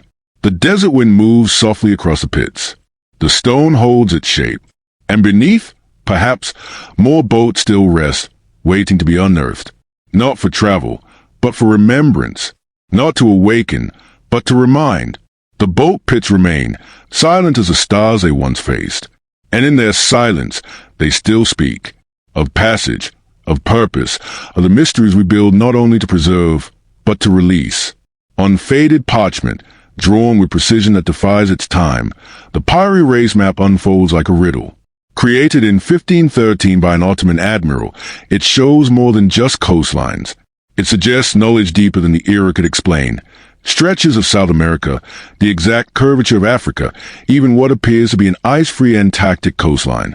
But within its delicate ink lies something even stranger. Clues that ancient Egypt may have been part of a far older network of knowledge, one that mapped the world long before modern tools existed. The Piri Reis map, based on even earlier source maps now lost, has puzzled historians and cartographers for decades. It shows the Atlantic coast with remarkable accuracy, a feat no known navigator of its time should have been able to achieve. Some of the map's information, its author claims, came from ancient charts. Charts so old they predated even the classical Greeks. And among those whispered sources, many speculate, could be the knowledge passed down from Egypt. The Egyptians were not known for making world maps, at least not ones that have survived. But their understanding of geography, astronomy, and measurement was profound. They aligned temples with celestial bodies, tracked the movement of the stars, and calculated the circumference of the earth with surprising accuracy. What they lacked in paper records, they encoded in stone. Could they, or those who came before them, have contributed to a forgotten cartographic tradition? One that spanned oceans, linked distant civilizations, and left only fragments behind? Some theorists believe that Egypt was not isolated in its genius. They suggest that it was a receiver, a preserver of an even older memory. That long before the pyramids rose above the Nile, there existed an ancient seafaring culture with a global reach, a civilization capable of mapping coastlines, calculating latitudes, and sharing this knowledge across time. The evidence is circumstantial, scattered. Ancient depictions of reed boats, not just in Egypt but in South America. Similar symbols carved into stone in distant continents. Architectural parallels, astronomical alignments, shared myths of flood and renewal, patterns that hint at forgotten connection. Skeptics point to chance, to coincidence. Cultures evolve independently. Similar solutions arise from similar challenges. And yet, the precision of some ancient maps continues to press gently against the boundaries of accepted history. They suggest not just exploration, but memory. The kind of memory preserved through symbols, temples, and perhaps maps, copied again and again, each version fainter than the last. If Egypt did inherit this knowledge, it may have done so without full understanding. The Pyre race map shows a world shaped by sources long gone, perhaps older than cities, older than names. And Egypt, with its obsession with the past, may have carried this legacy without ever claiming it. There are no Egyptian maps that show the globe, but their myths speak of lands beyond, of Punt, of distant shores, of gods arriving from elsewhere. Their boats, capable and finely crafted, suggest a people not afraid of water, but attuned to its rhythms. Their alignment with the stars shows a mind shaped not only by the earth beneath them, but by the heavens above. In that alignment, perhaps, lies a true map, not drawn in ink, but built into stone. The pyramids, the temples, the sacred sites, all positioned with care, echoing the stars, mirroring constellations, not for decoration, but for navigation of a different kind. What if the earth itself was a chart? What if the ancients did not map the world on paper, but with monuments? What if Egypt was one coordinate in a global design? We may never find the original charts. They may have faded, burned, or never been written at all. But the fragments remain, in stories, in alignments, in maps that should not exist. The Pyre race map survives, a whisper from the margins of time. And Egypt, timeless, enigmatic, watches still, not explaining, just existing, like a point on a forgotten grid, a memory without source. A reminder that history is not always linear, and the past is not always behind us. In a quiet museum room, under glass and low light, lies a mummified body that quietly unsettles expectations. To the casual observer, it appears like many others, wrapped in linen, preserved across millennia, still bearing the dignity of ritual and care. But beneath the wrappings, this body tells a story that doesn't quite fit the known chapters of history. X-rays reveal something unexpected, a metal pin embedded in the left knee, holding the joint in place. Not modern, ancient. The body belongs to a man estimated to have died more than 2,000 years ago. The pin, about 9 inches long, is made of an iron alloy with traces of gold. It was inserted with clear intention, drilled into place to stabilize the leg, a type of orthopedic repair, but from an era when iron was rare and surgical precision supposedly unknown. Even more curious is the substance that surrounds the pin. Tests have shown a form of resin, possibly used as an ancient form of antiseptic or adhesive. The technique resembles modern internal fixation. It wasn't just symbolic. It was functional. Someone, in a distant time, tried to mend a broken body from the inside. And that's not all. Other mummies have revealed signs of medical intervention once thought impossible for the era. Dental work, with teeth braced by wire, cavities packed with linen and resin. Prosthetics, carefully carved toes and feet designed not only for burial, but for balance and walking. Evidence of brain surgery, such as trepanation, performed with care and sometimes excess. Ancient Egyptian texts like the Edwin Smith Papyrus describe wounds, procedures, and diagnoses in methodical detail. They reveal a culture of practitioners who approached medicine not as mystery, but as science. They knew the pulse, understood the heart, categorized injuries. They even made distinctions between treatable and fatal conditions, the first steps toward clinical reasoning. But a metal pin in a knee? That feels different. It suggests tools, metallurgy, surgical planning, and most striking of all, a motive. Why go to such lengths? Was it a last attempt to heal a living patient? Or was a procedure done after death as part of the embalming process, a symbolic restoration, ensuring the body was whole for the journey into the afterlife? Some scholars lean toward the latter explanation, suggesting the pin was part of mummification, not medicine, a way to reinforce the body, not treat it. But the precision of the work, the technique, and the accompanying evidence of other medical interventions complicate the story. If symbolic, why such technical accuracy? If ceremonial, why such functional detail? The line between healing and holiness was thin in ancient Egypt. Physicians were often priests.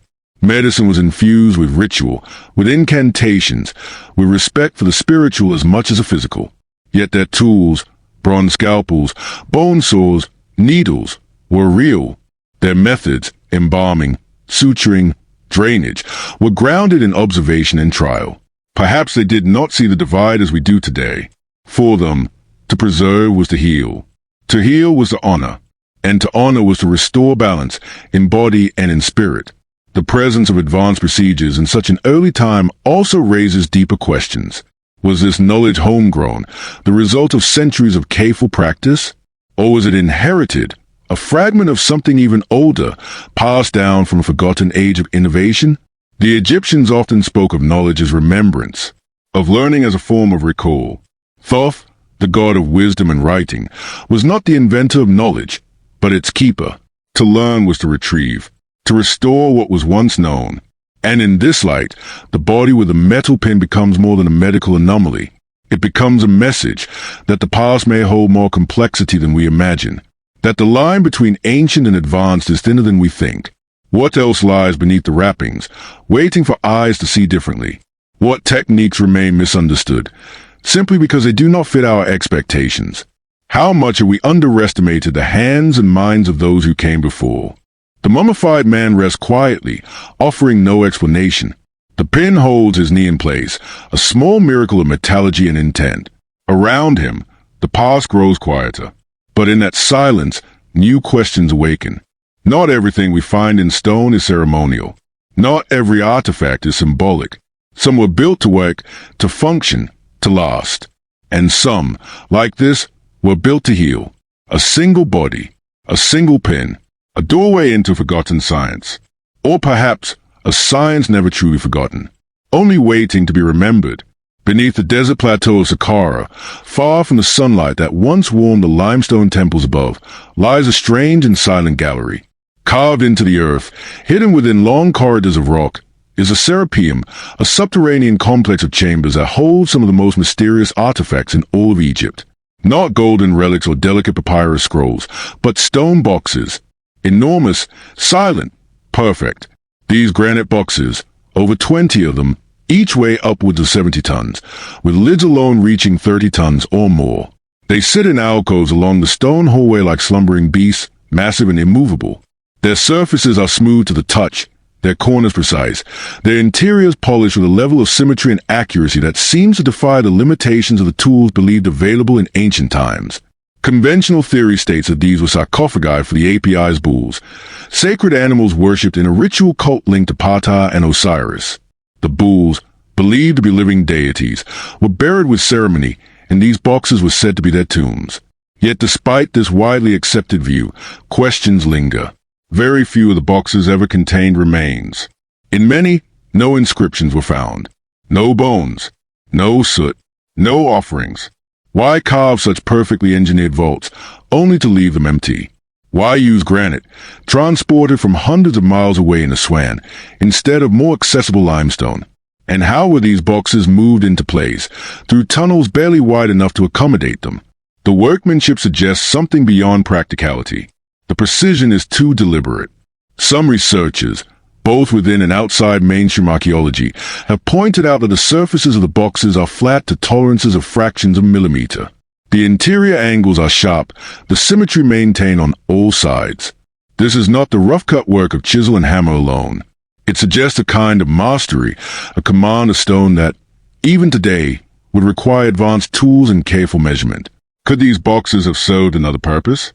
Some theorize that they were not sarcophagi at all, but resonant chambers, vessels designed to contain, amplify, or even transform energy.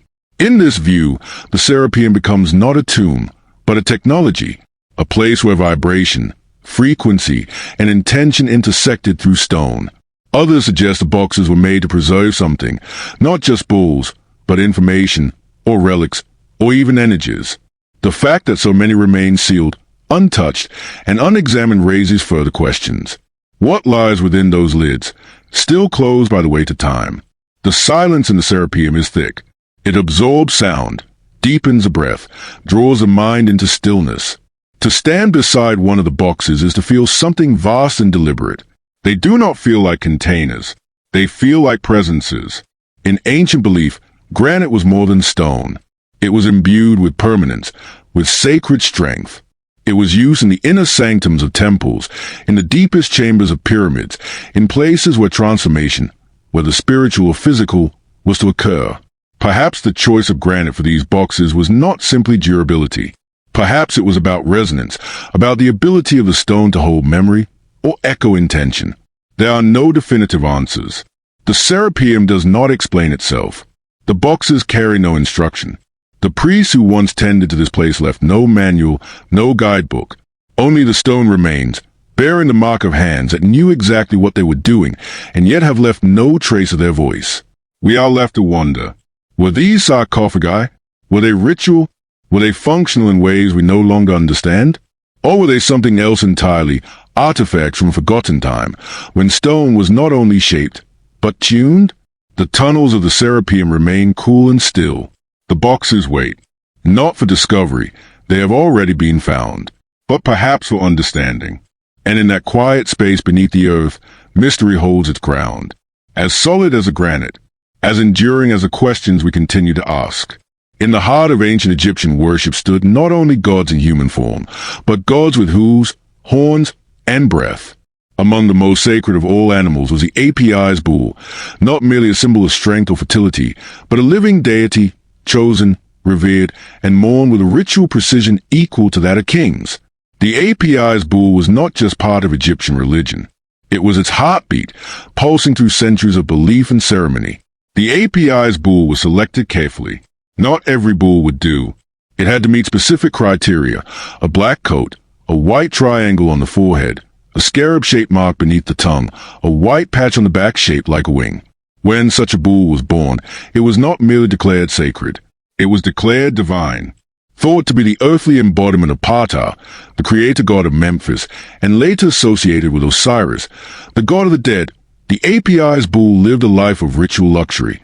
It was housed in a temple, fed specially prepared meals, bathed, adorned with jewelry and linens. Visitors came not just to see the bull, but to worship it, to ask it questions through subtle movements, gestures, or expressions. Its presence was a conduit between worlds, a bridge between gods and mortals. And when the bull died, it did not simply return to the earth. It was mummified, wrapped in fine linen, entombed in elaborate sarcophagi, the same enormous granite boxes now resting silently in the Serapeum. The burial of an Apis bull was a national event. Processions, offerings, lamentations. Sometimes, even the king attended. But why such reverence for a single animal? Was it merely symbolic? Or was something else being preserved, something genetic, ancestral, or even extraterrestrial? Some fringe theories suggest that the Apis bulls were not entirely natural, that the meticulous selection, the reverence, and the secrecy around their birth and care hints at something more controlled, even engineered, a form of ritual breeding. or perhaps the careful preservation of a specific bloodline, one not just physically distinct but spiritually or energetically unique. There is no genetic evidence to support this idea directly, but the behavior of the ancient priests, the strictness of their criteria, the secrecy surrounding the bull's death and rebirth, suggest that the API's tradition was more than symbolic. It was systemic, structured, as if they were guarding not just a creature, but a code. In later periods, when the cult expanded, multiple bulls were honored in parallel, each with its own rituals, tombs, and attendants. Yet the original APIs, the one of Memphis, remained singular. Always one, always watched. Some researchers believe the API's cult was rooted in even older traditions, perhaps reaching back to pre-dynastic times, when cattle were not only vital to survival but viewed as beings of cosmic importance. In that distant memory, perhaps the first APIs was not a chosen bull, but a creature of different origin, one that left an imprint deep enough to carry forward through myth and ritual. The hybrid theory that the API's bull was part of a genetic experiment or a long-forgotten species remains speculative, but it asks an interesting question. Why would a civilization invest so much sacred energy into one animal unless it represented something more than itself? It is also notable that the bull appears across cultures as a figure of power and mystery. In Sumer, the bull of heaven. In Crete, the Minotaur. In India, Nandi, the bull of Shiva. In all these instances, the bull is not merely a beast. It is a guardian, a gatekeeper, a force tied to cycles of creation and destruction. In Egyptian iconography, the API's bull is often shown with a solar disk between its horns, a symbol of light, divinity, and eternity. Its connection to Osiris linked it with death and rebirth, with cycles that extend beyond a single lifetime. And when the bull died, its soul was believed to pass to another, a new calf, born with the same markings, carrying the same essence. Reincarnation, not of people, but of a sacred lineage. Was this merely belief, or was it based on observation? Did they see something pass from one bull to the next, a behavioral trait, an intelligence, a presence that could not be explained? We can only guess. What remains is the silence of the tombs, the perfection of the sarcophagi, and the preserved bodies of animals treated with the care of kings. The Serapeum was not a barn. It was a temple beneath the earth, and the beings it housed were not livestock. They were something more. The API's bull tradition lasted for more than 2,000 years. Through dynasties, invasions, and cultural shifts, it endured. That kind of longevity speaks to something deeper than ritual. It speaks to memory, perhaps even to mystery. Today, the bulls no longer walk the temple courtyards, but their echo remains, in stone, in myth, in the questions they left behind. Questions not just about the animals themselves, but about the people who guarded them, and why they believed those creatures were not merely sacred, but essential. In Upper Egypt, standing along the Nile's quiet bend, the temple of Edfu rises in warm sandstone, its columns still upright, its walls still bearing the weight of memory. Dedicated to Horus, the falcon-headed god of kingship and sky, this temple is one of the most well-preserved in all of Egypt. But what truly sets it apart is not its structure, it is what is written upon it. Along its walls are the Edfu building texts, a series of inscriptions unlike any others in the land. They do not simply honor a god or recount a king's conquest. They tell of a lost world. Etched into the stone in careful, sacred script, the texts speak of a time before dynasties, before pyramids, before names we recognize. A time called the first occasion, when gods ruled the earth and creation was new. These beings, described not metaphorically, but historically, are said to have come from a distant land that was later swallowed by floodwaters. A land known as the Island of the Egg, destroyed in a cataclysm that left only scattered survivors. These survivors, the texts say, came to Egypt, and they built. The descriptions are precise, not poetic. Measurements, directions, temple blueprints, details one would expect in an architectural record, not a myth. The gods, led by Horus, are described as organizing construction, restoring order, raising new temples atop older, forgotten foundations. The language implies continuity, not invention. Memory, not metaphor. To those who built the Temple of Edfu in the Ptolemaic era, these stories were not fiction. They were inherited knowledge, carved into stone to preserve what might otherwise be lost.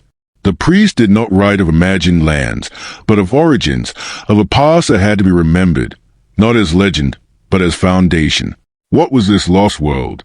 Some believe it echoes Plato's Atlantis, another civilization destroyed by water, remembered through ritual and rumor. Others see parallels in global flood myths, in stories from Sumer, India, the Americas, tales of great deluges that wiped away golden ages, leaving only fragments behind. Was the island of the egg a symbolic space, an archetypal origin in the cosmic mind? Or was it a physical place, long submerged, now lost beneath the sea or buried in shifting sands? The idea that Egypt's wisdom was inherited rather than developed is not new. Many ancient texts refer to a time of restoration, not invention. The earliest dynasties saw themselves as caretakers, not creators. Even the earliest pyramids seem to rise fully formed, not as prototypes, but as echoes of something older. The Edfu texts add weight to this possibility. They describe not only the gods' building projects, but the purpose behind them. Temples were designed to mirror the cosmos. They were not merely places of worship, but maps, blueprints, tools to restore a fractured world. Sacred knowledge encoded in geometry and stone. What kind of civilization could have left such a legacy? One capable of understanding the stars, of shaping stone with intention, of surviving cataclysm and planting seeds for the future? If it existed, it may have vanished before memory, yet left behind clues, carried in symbol, preserved in ritual. Some suggest the survivors of the lost land were the shining ones, divine or semi-divine beings who became the gods of later myth. Others see them as advanced humans, remnants of an older culture whose stories became distorted over time. Either way, the implication is the same. Egypt was not alone in its beginning. It was a continuation. The texts at Edfu do not speak with the uncertainty of myth. They do not speculate. They record. They remember. And in that, they challenge the modern view of Egypt as a starting point. They suggest it was once a harbor, a safe place where fragments of a drowned world were gathered, preserved, rebuilt. Even the temple itself, built during the Greco-Roman period, seems to honor lineage far older than its construction. The builders looked backward, not forward. They inscribed stories not of conquest, but of continuity. They saw themselves not as innovators, but as guardians of memory. Today, the Temple of Edfu stands in silence, its walls weathered but intact. Tourists walk its halls, marvel at its symmetry, its carvings, its light. Few pause to read the deeper story, the story not of gods in the sky, but of a world washed away. A world they tried to remember, line by line, stone by stone. The island of the egg may never be found on any map, but its presence lingers in the glyphs of Edfu, in the shape of temples, in the mystery still buried beneath desert and sea. And in that lingering, Egypt whispers a truth more ancient than we yet understand. Not a myth, but a memory, waiting to be heard. In a quiet storeroom near the ancient necropolis of Saqqara, among countless relics and forgotten fragments, a small wooden artifact rested in obscurity for decades. Catalogued as a simple bird figurine, it was unremarkable at first glance, carved from sycamore wood, with wings extending to either side, a vertical tail, and a slightly curved body. But when examined with fresh eyes in the 20th century, something shifted. This was not a bird in the traditional sense. It looked, unmistakably, like a glider. The object, now known as a Saqqara bird, dates back to around 200 BCE. It weighs less than an ounce and measures about 7 inches across. Though stylized, its form bears more resemblance to a modern aircraft than to any known species of bird. The tail is vertical rather than horizontal, a key feature in aeronautical design but non-existent in natural avian anatomy.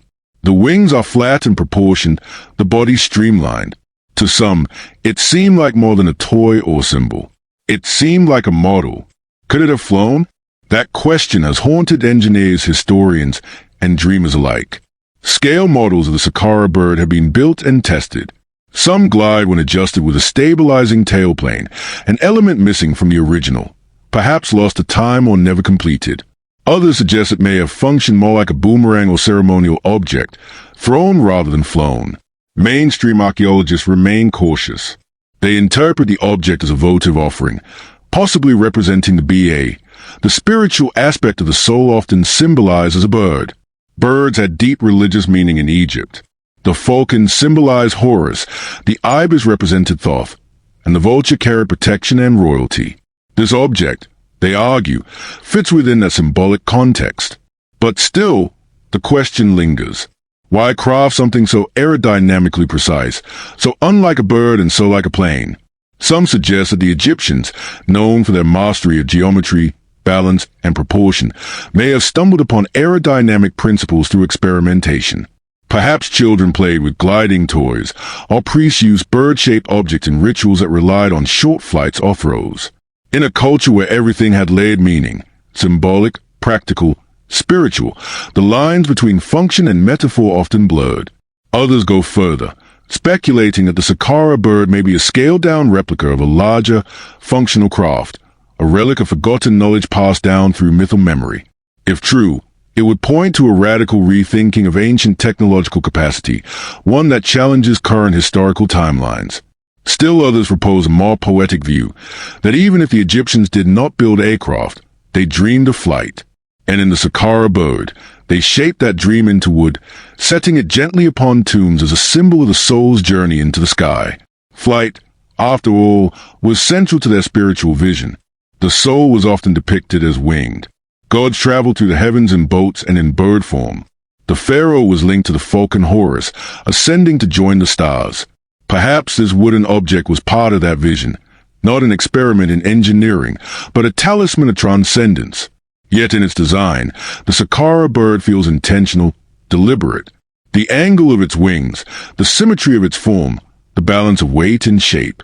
If symbolic, it was also highly crafted. If ceremonial, it carried knowledge not just of myth, but of motion. There is no evidence of ancient Egyptian flight. No blueprints, no larger machines, no account of aerial travel. But then again, there are no records detailing how the pyramids were built either. Egypt holds its secrets close, buried not in absence, but in ambiguity. Whether the Saqqara bird was a toy, a ritual object, or a fragment of ancient aerospace, it remains what it has always been, a mystery carved in wood, a whisper of possibility from a world that still defies easy understanding. It does not ask to be solved, only seen, only considered, and perhaps, in its silent wings, something still glides, not through air, but through imagination. A reminder that long before flight became science, it was vision. And vision, in Egypt, was always sacred. In the quiet corners of museums and excavation records, there are artifacts that don't quite belong. Pieces of the past that seem to whisper of a future not yet arrived, or a past that unfolded differently than we've been told. They are not loud anomalies. They are subtle, fragments, impressions, suggestions. But they carry a kind of tension, a soft pull against the neatly arranged timelines of history. In Egypt, a land that has always blurred the line between myth and memory, such objects invite a deeper question. What if time is not a straight line, but a spiral? What if some knowledge arrived early, then disappeared? Among the most frequently cited of these out-of-place artifacts is the so-called Baghdad battery, a ceramic pot with a copper cylinder and iron rod, capable in theory of producing a mild electrical current when filled with an acidic solution. Though found in Mesopotamia, not Egypt, it is often linked to ancient Egyptian speculation because of Egypt's own unexplained symbols and structures. Could they too have known, or remembered, something about energy? Consider the Dendera reliefs once more. Not just a so-called light bulb, but the entire complex, underground chambers, alignment with stars, unexplained ionic compositions on ceilings, as if lit by means that left no soot, no flame. Or the precision of certain temple carvings, as if etched not by hammer and chisel, but by a smoother, more consistent force. Then there are the drill holes in granite, basalt, diorite that show spiral grooves suggesting rotary action. The ancient Egyptians had copper tools, yet some of these holes display feed rates and depths that strain the limits of what hand tools could do. Could these marks be evidence of forgotten machinery? Or do they reflect a method of stoneworking that used principles we no longer employ? Even smaller objects, like vases carved from incredibly hard stone with impossibly thin walls, raise quiet suspicions. Their symmetry, balance, and polish seem less like artisan craft and more like the result of mechanical toning, yet no such tools have been found. They are labeled ceremonial, symbolic, or simply unexplained. These artifacts are not proof of anything conclusive, but they open doors. They suggest that ancient Egypt may have inherited, rather than developed, certain forms of understanding, knowledge that arrived too early or survived longer than we thought. Time in Egypt was always cyclical.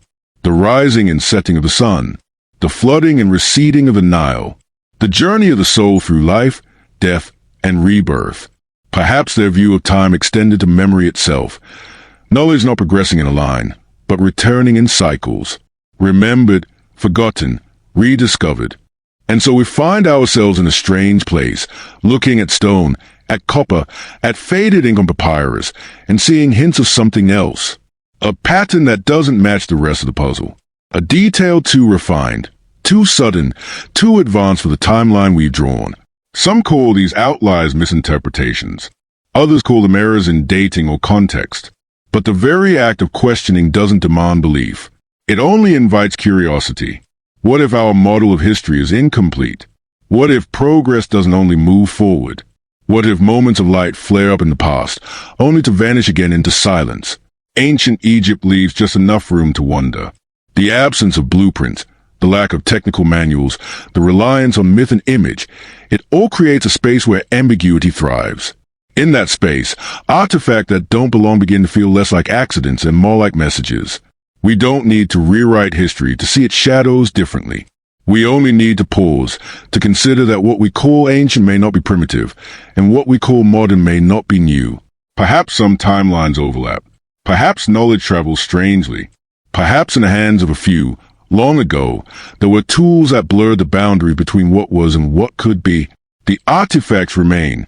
Quiet, dusty, unexplained. Time out of place. Waiting, not to be proven, only to be noticed. In the vast stillness of Egypt's sacred temples, where light falls in quiet shafts through towering columns, there is something more than stone and shadow. There is sound, or rather, the memory of it, a resonance built into the very walls, waiting for the right voice, the right chant, the right moment. In places like Karnak, Luxor, Abydos, and Dendera, the architecture does more than echo. It vibrates. It responds. It listens. Ancient Egyptian temples were not designed haphazardly. Every angle, every wall, every corridor was measured with purpose. Alignments followed celestial patterns. Dimensions mirrored sacred numbers. But beyond the visual harmony, there's an auditory one, an acoustic precision that modern engineers are only beginning to understand. At Karnak, in the hypostyle hall, the massive forest of columns seems to shape not just space, but sound. Certain frequencies linger. Others vanish. The human voice, especially when chanted, finds harmonics that travel in waves along the stone. The structure amplifies low tones, creating a subtle vibration that can be felt as much as heard. In smaller chambers, such as the sanctuaries within the Temple of the Third Dendera, the sound grows tighter, more focused. Whispers become rounded. Chants begin to pulse. These are not accidental features. Acoustic studies have shown that the dimensions of many temple rooms correspond to standing wave ratios, the natural way sound reflects and amplifies in a confined space. In some cases, the resonant frequencies match those associated with meditative or altered states of awareness. Could this have been intentional? Egyptian ritual was centered around voice, spoken invocations, sacred names, tonal recitations. The very act of speaking a word was believed to activate its power. Words weren't labels. They were forces. Thoth, the god of writing and wisdom, was also the god of sound. He created through speech. The world began not in silence, but in utterance.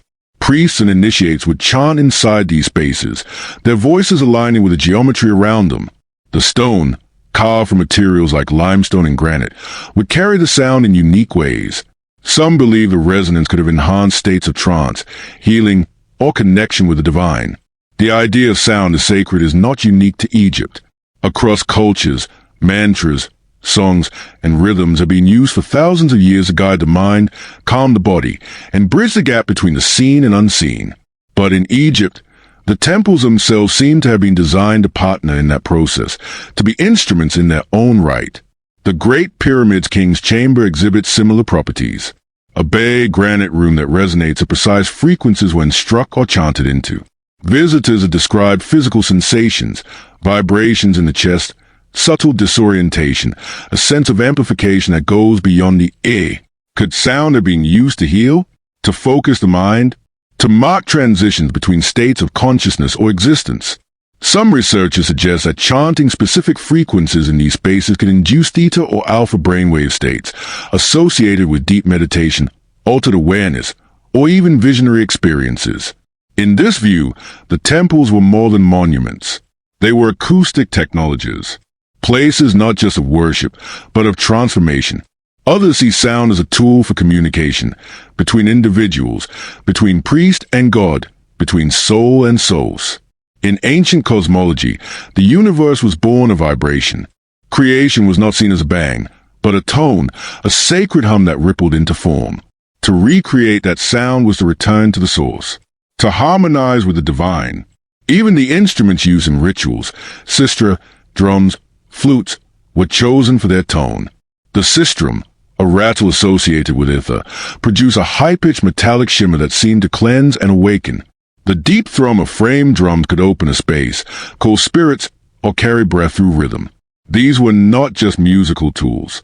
They were vessels of frequency. The temple was not quiet in its prime. It was alive with sound. Chants rising at dawn, hymns to the sun, processional drums, incantations to the gods, and always the walls responded, not with echo, but with resonance. Today, most of these sounds are gone. The chants have faded, the rituals have stopped, but the structures remain. And when sound is reintroduced, a low note, a single vowel, something stays. The stone vibrates. The silence answers. Perhaps the Egyptians understood what we are only beginning to rediscover, that sound is not just sensation, but structure, that it can shape space, influence mind, and carry intention. Their temples, then, were not only places of beauty and power, but chambers of frequency, sound holes, vibration rooms, spaces where the sacred was not just seen or spoken, but felt. And in that feeling, something shifted, something changed. Not the gods, but the people who entered, chanted, listened, and became part of the resonance themselves. The walls of Karnak still stand, the columns still reach, and though the rituals are long silent, the frequencies remain, waiting, listening, for one more voice, one more tone, to awaken what was never truly asleep. Across the golden plains of Egypt, beneath layers of sand and silence, lie doors that have not been opened in thousands of years. Some are hidden deep within crumbling hillsides, others buried beneath collapsed stone or concealed behind false walls. They are tombs, shafts, and chambers, places meant to remain undisturbed. But unlike the great monuments that have been studied and displayed, these spaces are different. They are sealed not out of reverence, but out of uncertainty. We know they are there, but we do not yet know how to enter. From the Valley of the Kings to the cliffs of Saqqara, Egypt is filled with unopened tombs, hundreds of them, by some counts. Ground-penetrating radar has revealed chambers beneath temples. Scans have detected void behind known walls. Narrow shafts descend into darkness, they end still unreachable. Sometimes it is the engineering that prevents exploration. Sometimes it is a fragility of the structure. And sometimes it is a fear, not of curses, but of loss. To open a sealed tomb is to risk everything inside it. The delicate balance of moisture, and time can be shattered in a single moment. Paintings vanish. Linen turns to dust. Artifacts crumble. In the past, well-meaning excavation has led to irreparable damage. Now, conservators hesitate. They study. They wait. And in that waiting, the mystery deepens. What lies beyond these unopened doors? More golden coffins, untouched for millennia? Libraries of scrolls on forgotten sciences?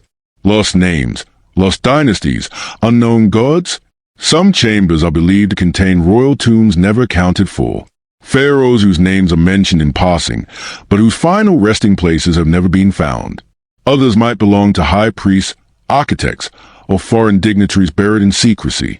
There are even stories, half-whispers from ancient texts, of halls containing records, blueprints, or magical relics sealed by design, meant to be hidden until the world was ready. In Saqqara, Beneath layers of newer structures, entire networks of burial shafts stretch for miles. Some have been explored. Many have not. Their entrances are too narrow, their contents too unstable. Robotic probes are being used in some cases, revealing scenes of color and detail that would vanish under the breath of open air. Still, the doors remain shut. In the Valley of the Kings, new scans have revealed what may be additional chambers adjoining the tomb of Tutankhamun. Could they hold Queen Nefertiti? Could they be false readings, voids in the rock? Or could they be sacred spaces deliberately left untouched, waiting not for science, but for understanding? There is a tension in the field of archaeology, between curiosity and caution. The desire to discover must be balanced with the responsibility to preserve. And so, many of these tombs are documented but not disturbed, their outlines marked, their stories left unfinished. And yet, the imagination moves through those walls. We wonder not only what is hidden, but why it was sealed. Were these tombs closed in haste, or as part of a grander design? Were their contents meant to be forgotten, or remembered at the right time? The ancient Egyptians believed in cycles, of sun, of soul, of memory. Perhaps some tombs were sealed with the understanding that they would one day open again, that the world would change, that knowledge would return when it was needed. Some believe the unopened chambers hold more than bodies and gold.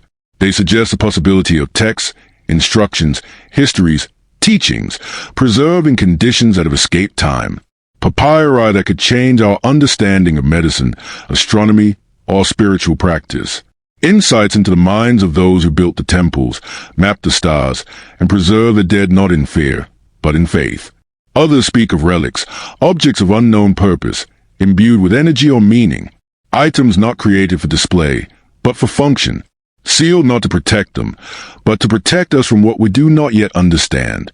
These are speculations, of course, but they arise from the simple truth that we do not know, and that not knowing is its own kind of reverence.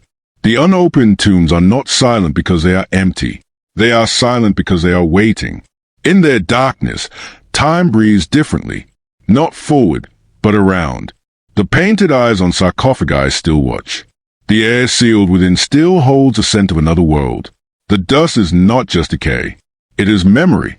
And so we wait, not in fear, but in patience. Because sometimes the greatest discovery is not in opening a door, but in realizing that it remains closed for a reason. To the ancient Egyptians, death was not a conclusion, but a continuation. It was not the end of the story, but the beginning of a new chapter, one written not in sorrow, but in cycles.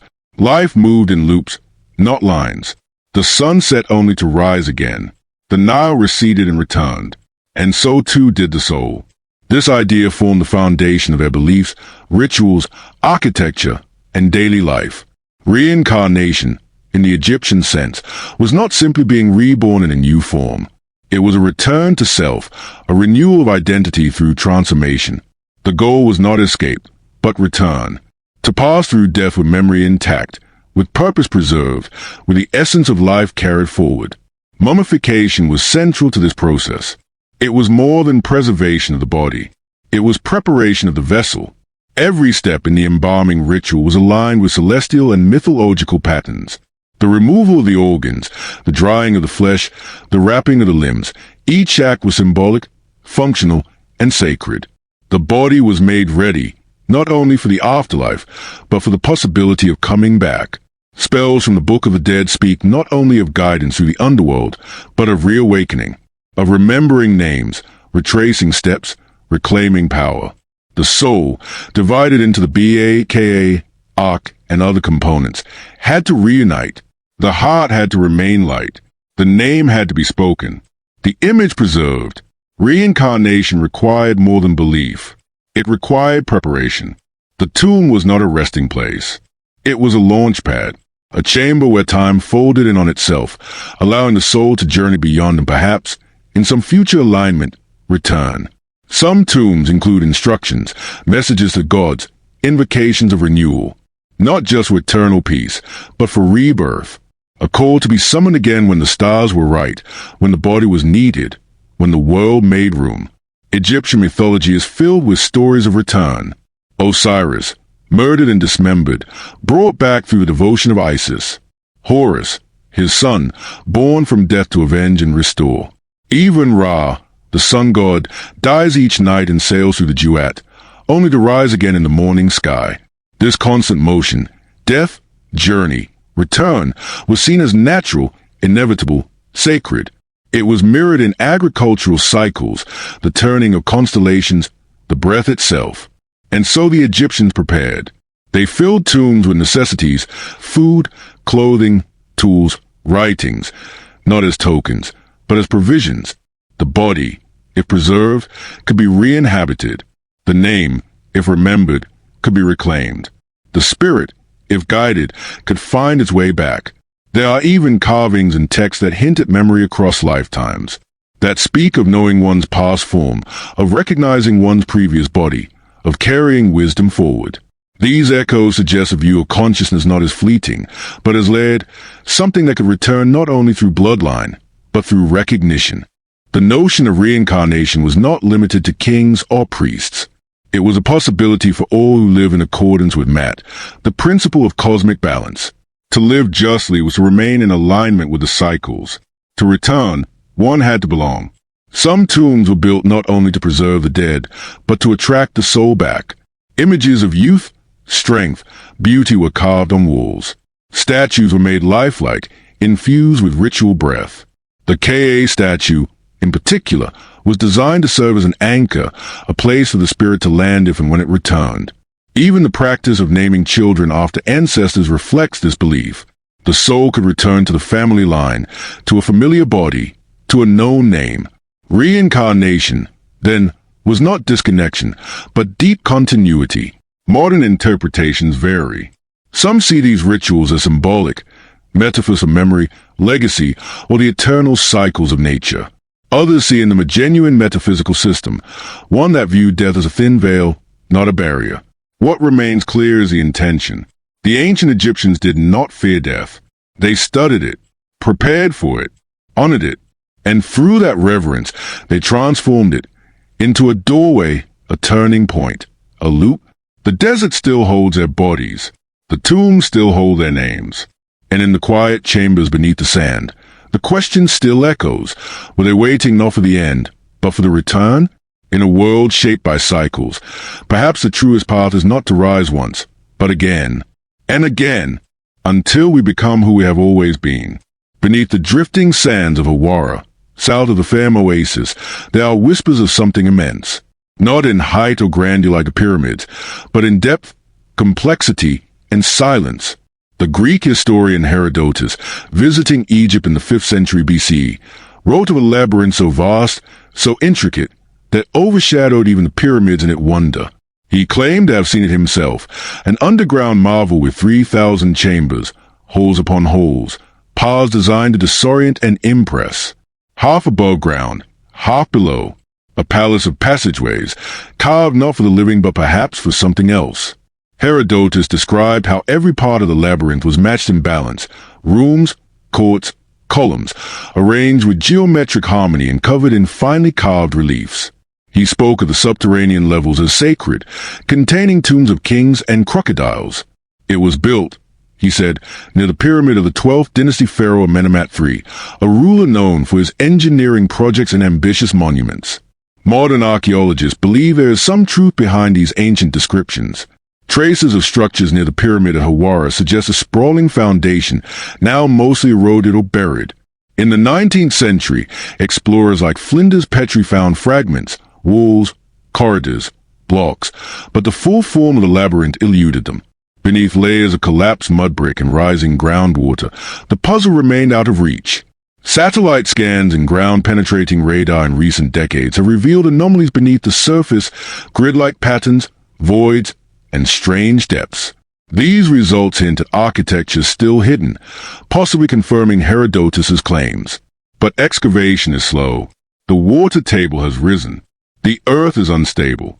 And much of what might remain lies under both soil and settlements. What was the purpose of such a labyrinth? Some suggest it was a massive administrative center, with rooms for storage, meetings, and ritual. Others propose it was symbolic, a metaphysical map, mirroring the journey through the afterlife. Just as the soul passed through gates and trials in the duat, perhaps the living walked a version of that path on earth.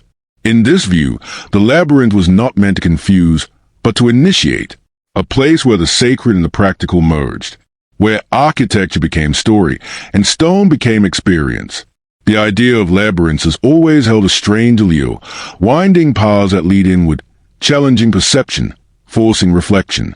In Egypt, where symbolism ran deep, such a design might represent more than complexity. It might embody rebirth, trial, or cosmic order. To move through the labyrinth was to pass through stages of mind, of soul, of knowing. The name Hawara itself means place of enclosure, as if it was always meant to contain something. Not just people, but knowledge, memory, mystery. Despite centuries of searching, no one has mapped the full extent of the labyrinth. No one has counted the rooms. What lies beneath remains speculative, pieced together from writings, ruins, and radar. Some even suggest that the site has been deliberately obscured, not out of secrecy, but out of reverence. That the labyrinth was never meant to be uncovered in haste. Herodotus was not alone in his descriptions. Other ancient writers, Strabo, Diodorus, mentioned the labyrinth, each adding detail, each reinforcing the claim that it was real and magnificent. Yet today, standing in the sun-drenched landscape near Hawara, there is little to see. Only stones, half-buried, ground that feels empty, but isn't. What might those 3,000 rooms have contained? Scrolls? Statues? Ritual chambers? Echoes of voices that have not spoken in thousands of years? Or perhaps, like many of Egypt's mysteries, the labyrinth held more questions than answers, and that was the point. To seek it is to walk a path without map or end, a quiet turning, deeper into wonder. The labyrinth at Hawara is not gone. It is only waiting. Beneath the soil, beneath history, it rests, not ruined, but unseen. A temple not of height, but of depth, a puzzle that cannot be solved by digging alone. It must be entered in the mind, in silence, with patience. Because sometimes the most profound truths are not found in what we uncover, but in what continues to remain just beyond reach. Across Egypt's ancient landscape, carved in stone and cloaked in the erosion of time, are faces that do not quite belong. They sit atop bodies with regal posture and divine proportions, yet something in their expression feels dissonant, too modern, too soft, too unlike the rest. Some seem hurriedly chiseled, others delicately reworked. The proportions shift. The features blur, and in that subtle misalignment, a quiet mystery begins to unfold. Nowhere is this more pronounced than with the Great Sphinx of Giza. Its colossal lion body, carved directly from bedrock, exudes power and ancient permanence. Yet the head appears too small, almost out of scale. Scholars have long debated this. Was the head recarved? Was the original face damaged or deliberately erased? Could the original figure have predated the known pharaohs, only to be later claimed and modified by a newer ruler? Erosion patterns around the Sphinx's body suggest incredible age, possibly thousands of years older than traditional chronology allows. If true, this would place the lion form in a lost epoch. The head, in contrast, appears less worn, its lines sharper. If it was recarved, what did it once look like? A lion's face? A different king? A forgotten deity? Elsewhere, similar inconsistencies arise. In statues of Akhenaten, the revolutionary pharaoh of the Amarna period, we find elongated heads, wide hips, and narrow torsos. These forms defy the stylistic norms of other dynasties. The features are exaggerated, surreal. Some statues show chisel marks near the chin or temple, as if the faces were altered. Some heads are clearly not from the same block of stone as the bodies. Faces were broken off, reattached, or reshaped, and in many cases, inscriptions naming the subject were removed or replaced. This practice of recarving, known as damnatio memoriae, was not uncommon in Egypt. When a ruler fell from favor, their name was scratched away, their face chiseled off, their image overwritten by successors. But in certain cases, the alterations seem more subtle, more calculated. Not the work of vandals, but of sculptors following quiet orders. Take the statue of Horus seated with the god Horus. The body is classic 18th dynasty style, but the head, smooth, idealized, bears signs of reworking. The features don't quite match. The jawline shifts. The expression is gentler, less formal. Some scholars believe it was originally crafted for a different ruler and later modified. But which ruler? And why? These changes were not simply aesthetic. In ancient Egypt, the image of a person held power. To alter the face was to alter the identity in both the earthly and spiritual realms. A statue wasn't just a likeness, it was a living vessel, a portal through which the soul could act, be honored, and be remembered. To change a face was to redirect that power, to claim it, silence it, or hide it. In temple reliefs and tomb walls, the same phenomena appear. Figures with erased eyes, faces smoothed over. In some cases, only the names are gone. In others, the entire visage has been replaced. And sometimes, in the very act of alteration, the stone cracks, revealing the effort, the resistance, the uneasy transition between one identity and another. What if some of these mismatches were more than historical editing? What if they point to deeper questions of origin, memory, and rewriting of narratives? Could the Egyptians have inherited monuments whose true authors they did not fully understand? Could they have recarved faces not just to assert dominance, but to cover something older, something no longer aligned with their mythology? In the Temple of Luxor, a colossal statue shows similar signs. The body, carved from a single piece of granite, holds firm and ancient posture. The head, however, bears marks of reshaping. The nose was cut away, the lips recast. Was this simple damage or deliberate change? Even smaller figurines, Shabti dolls, and bust exhibit odd combinations, coarse torsos with smooth faces, mismatched stone grain between parts. Were they hastily assembled, or were they parts of older artifacts recontextualized for new owners? These questions ripple through the field of Egyptology, gently unsettling the narrative. The culture that built for eternity also built with layers. Time folds within the stone. Identities shift. Faces are not always what they seem. And in these stone mismatches, we glimpse something deeply human. The desire to be remembered, the fear of being erased, and the quiet power of the face. A face not just to be seen, but to be known. Perhaps the true mystery is not in what was changed, but in what was hidden beneath. The old face, the original soul, the forgotten name whose lips once spoke across the Nile. And maybe, just maybe, those erased faces are still there, not gone, only waiting beneath the surface, carved into the silence, remembered by the stone itself. In the long river of Egyptian history, a span marked by ritual, symmetry, and reverence for tradition, there appears one ripple so strange, so radically different, that it still unsettles scholars today. His name was Akhenaten, a pharaoh, a visionary, a heretic, and possibly something more. His reign, though brief in the scale of dynasties, left a wake of questions that seem immune to time. Akhenaten rose during the 18th dynasty, a period of strength and cultural flowering. But rather than uphold Egypt's religious system, a pantheon of deities led by Mun-Ra, he dismantled it. He closed temples, redirected offerings, carved out a new belief system centered on a single god, the Aten, the radiant disk of the sun. Not the sun itself, but the light from it, an abstract presence without form, only rays. This move was not just spiritual. It was political, philosophical, symbolic. In a land that honored visible gods with animal heads and carved likenesses, Akhenaten's god had no face, only light. But it was not his theology alone that sparked wonder. It was his appearance. In carvings, statues, and wall reliefs, Akhenaten is depicted unlike any other ruler.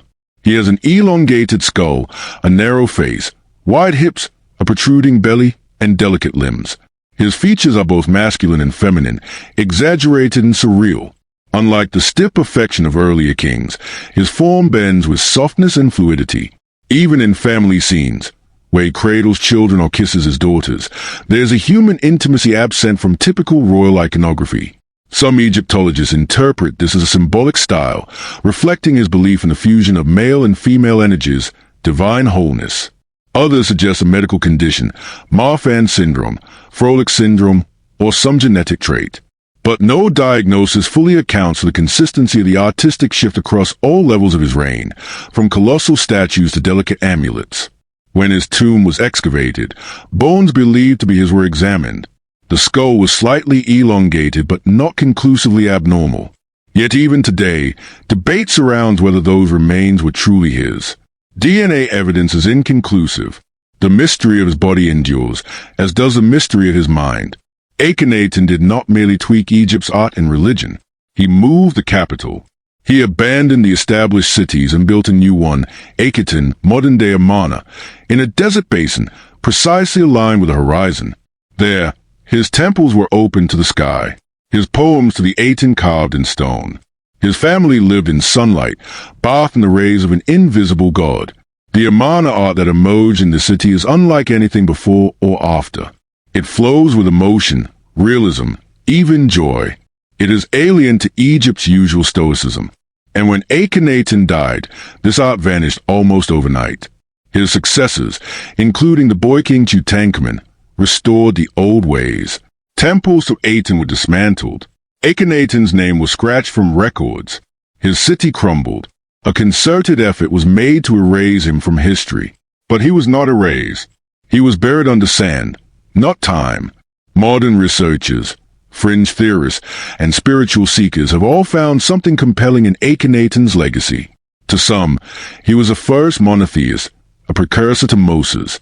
To others, a mystic who glimpsed a deeper truth. And to a few, an emissary of another world entirely. Theories abound. Was his skull shaped natural? Was his art metaphoric? Was the Aten an ancient attempt to understand energy, radiation, or something not yet named? Why did he speak of the Aten not just as God, but as source of life, warmth, and power? In the stillness of Akhenaten's ruins, amid the shards of poems and sunlit courtyards, the answers remain elusive. Akhenaten's reign lasted just 17 years, yet it lingers like a strange vibration in the long song of Egypt. His story resists closure. He was a pharaoh who worshipped no visible god, a man depicted as both king and queen, a builder who carved temples to light, a mystery etched not in gold, but in contradiction. And perhaps that's the point. Akhenaten's rule was not meant to fit the mold. It was meant to reshape it. Whether divine, alien, or simply human in a way too complex for easy understanding, he left behind something more than monuments. He left questions. Questions that have not faded with time, only deepened. In the quiet vaults of museums and under the earth of royal tombs, a strange thread of anatomy emerges, one that seems to whisper from the edges of what we understand about the human past. These are the skulls of Amarna, elongated, elegant, and oddly symmetrical. They belong to a line of royals connected to Pharaoh Akhenaten, and their shapes have puzzled scientists, historians, and seekers alike for over a century. Excavated primarily from the royal necropolis at Amarna, the city Akhenaten built for his new vision of Egypt, these skulls do not follow the common traits seen in the general population. They are longer from front to back, with higher craniums, narrow bone structure, and in some cases, signs of unusual symmetry. The most striking feature is their cranial elongation, not the result of post-mortem damage, but something inherent to their natural form. Early archaeologists debated, could this have been artificial cranial deformation? Many ancient cultures, from the Mayans to the Huns, practiced head binding, shaping infant skulls through cloth wrappings or boards. But no evidence of such practices exists in the Amarna mummies. No compression lines, no binding tools. And the overall skull development appears organic, not forcibly shaped. If not deformation, then perhaps a genetic trait?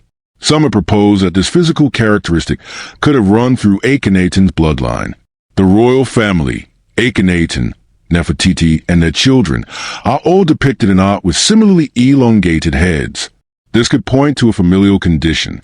But no known syndrome explains a combination of traits: the height of the cranium, the balanced features, the delicate jawlines, and the strangely androgynous appearances.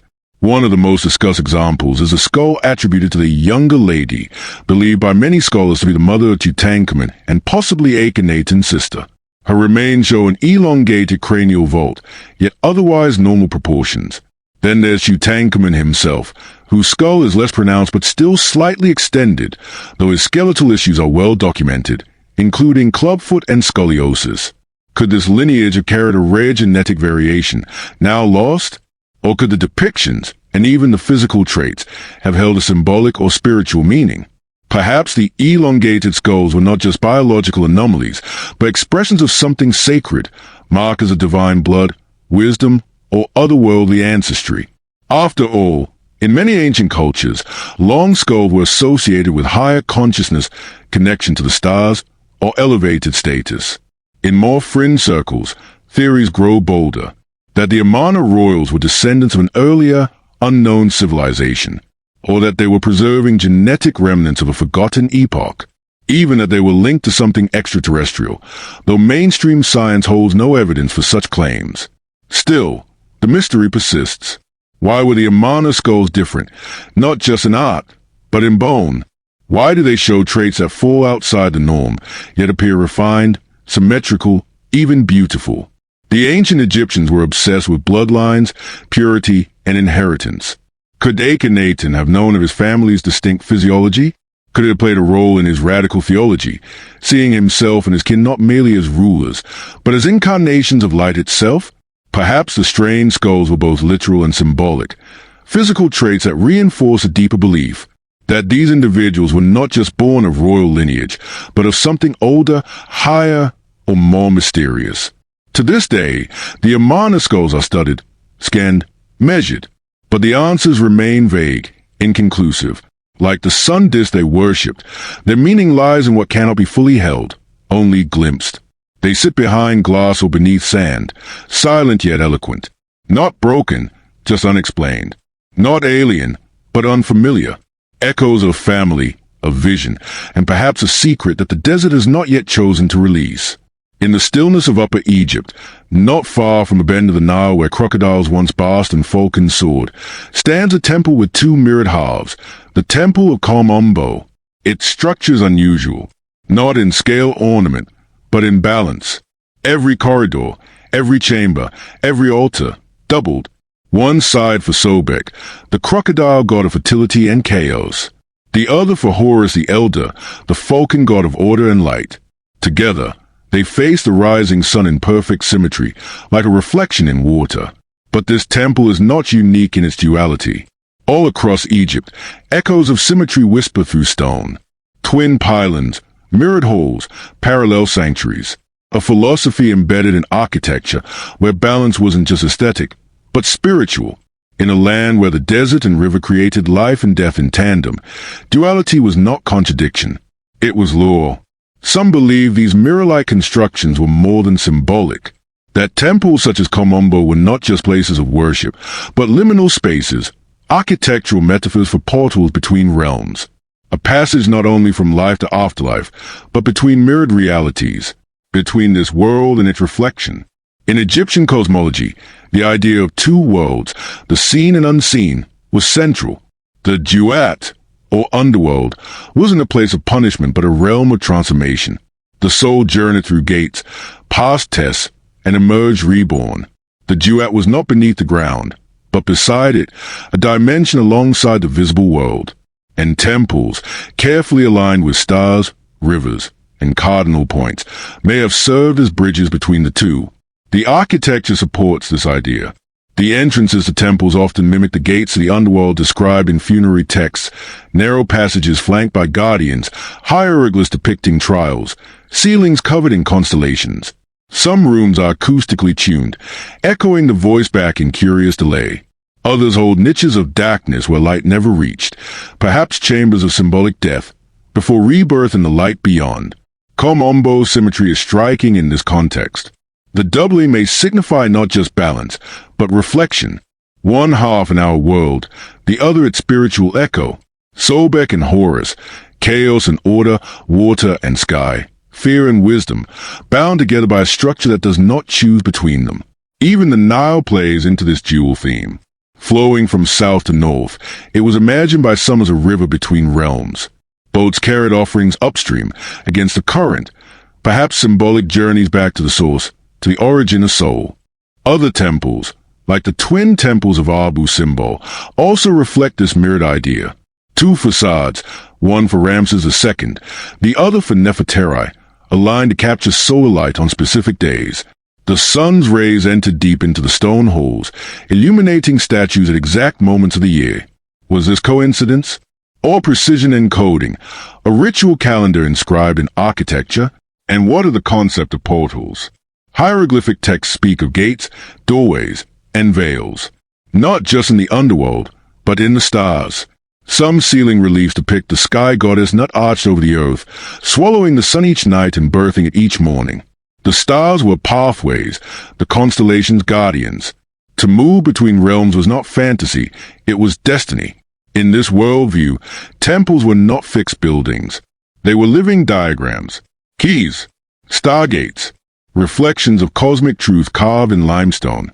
Some modern researchers, blending mysticism and speculative science, propose that these structures were intentionally built to interact with consciousness, that through ritual, sound, geometry, and intention, the temple became a vessel, a map not of space, but of inner transformation, a portal not of stone, but of mind.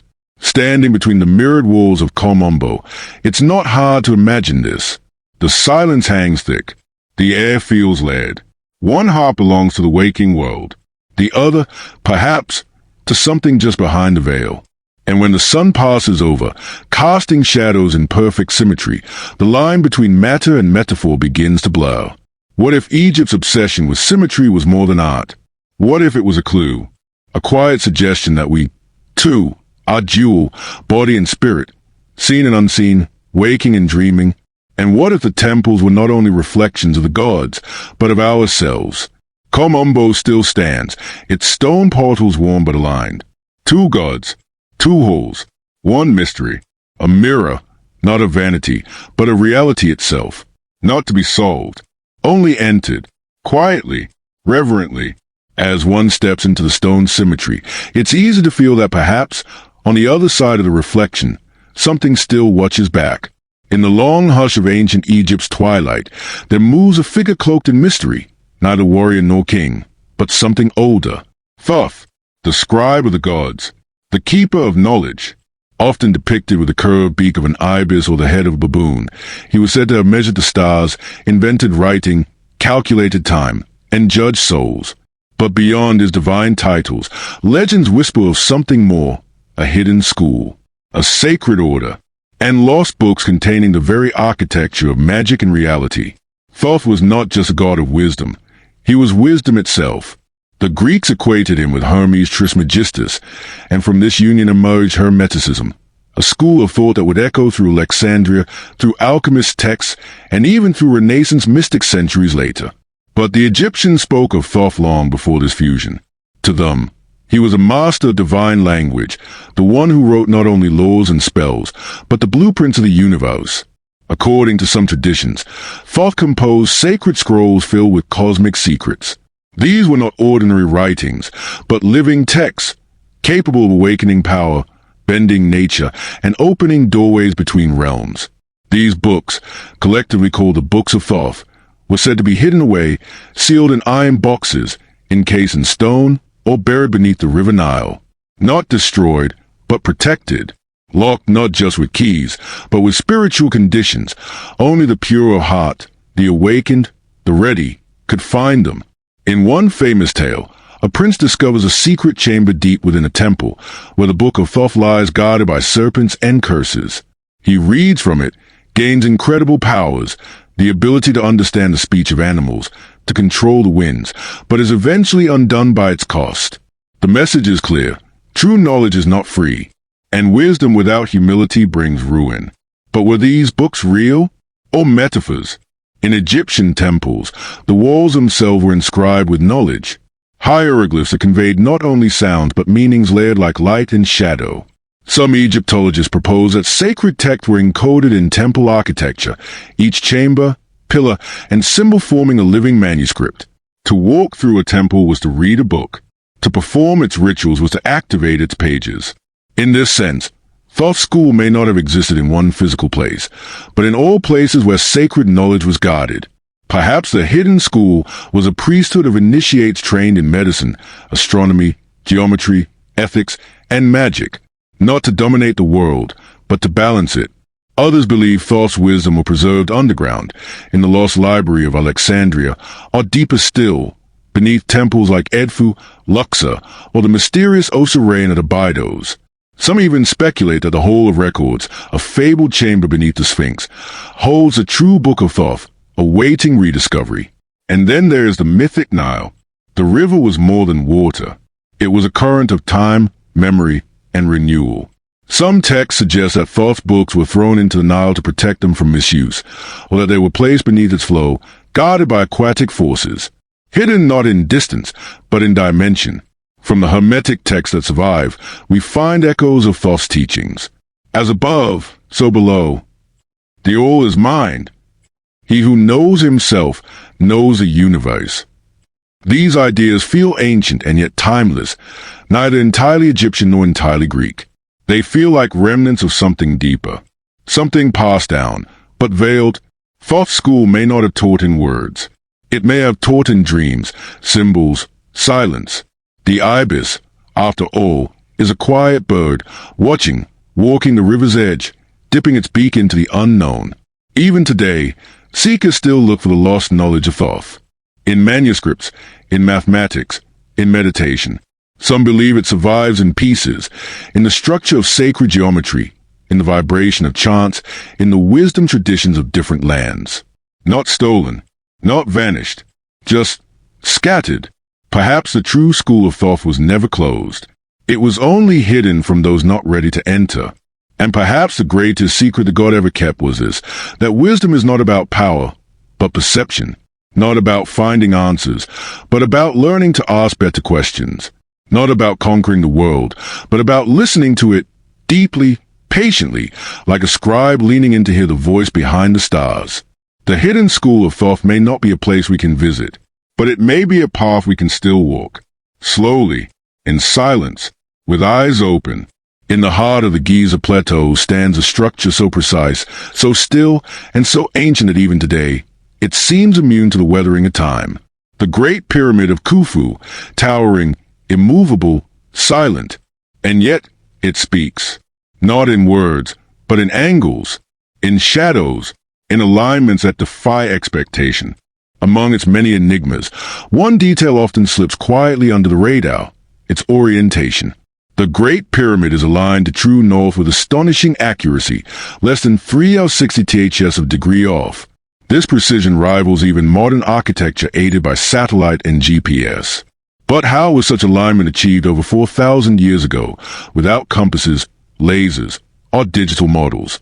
To understand the magnitude of this alignment, we must first appreciate what true north means.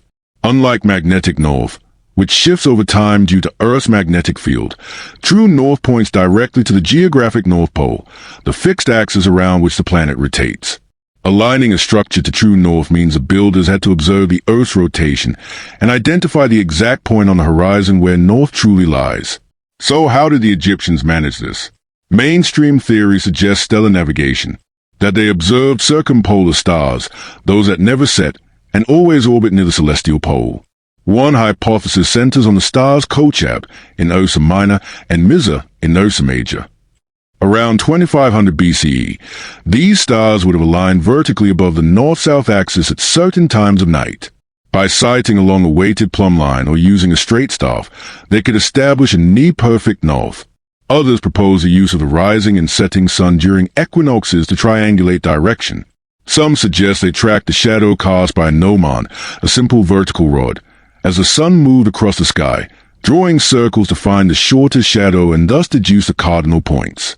But even these methods require a deep understanding of astronomy and patient, long-term observation, tracking stars over nights and seasons, understanding precession, correcting for atmospheric distortion.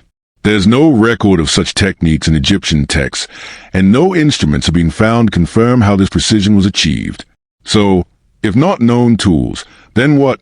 Was this alignment symbolic, functional, magical? Some researchers believe the alignment had spiritual significance. In Egyptian belief, the north was a realm of the imperishable stars, those that never died, never dipped below the horizon. These undying ones were associated with immortality, with the afterlife reserved for pharaohs. Aligning the pyramid with these stars may have been an act of cosmic anchoring, tying the pharaoh's soul not just to the sky, but to eternity itself. Others go further. They see the pyramid as not merely aligned, but embedded into the geometry of Earth. The pyramid's proportions seem to encode values like pi and the golden ratio. Its position on the Earth's surface, near the geographic center of all landmass, raises eyebrows. Coincidence or intention? The idea of a pyramid compass suggests that the structure wasn't just a tomb, but a reference point, a marker set down with knowledge of Earth's curvature, rotation, and perhaps even magnetic properties. In this view, the pyramid becomes more than a monument. It becomes an anchor, a fixed point from which orientation, mapping, and perhaps even time itself could be measured. It is worth noting that other ancient sites also exhibit curious alignments. Stonehenge to solstices, Machu Picchu to cardinal points, Teotihuacan to the Pleiades. Could there have been a lost science of alignment, a global awareness of the Earth's spatial rhythms? Or was Egypt unique in its execution, a civilization that inherited not only the stones, but the knowledge to place them with cosmic intent? We may never know exactly how the Great Pyramid's perfect alignment was achieved. The tools, the texts, the techniques, all are silent, but the stones remain, pointing true, patient, and precise century after century. Perhaps the pyramid was not meant to be understood in full. Perhaps it was meant to last, and to point, to stand as a compass, for the soul, for the earth, for time itself, pointing quietly, without movement, towards something we're still learning to see. Beneath the still desert sky, where wind whispers between immovable stones, the pyramids rise, not as ruins, but as riddles. For centuries, they've been called tombs, monuments to dead kings. But not everyone agrees. Some believe they were never graves at all, that the pyramids, especially the Great Pyramid of Giza, served a purpose more abstract, more profound, not as places of burial, but as instruments of energy. The idea is not new.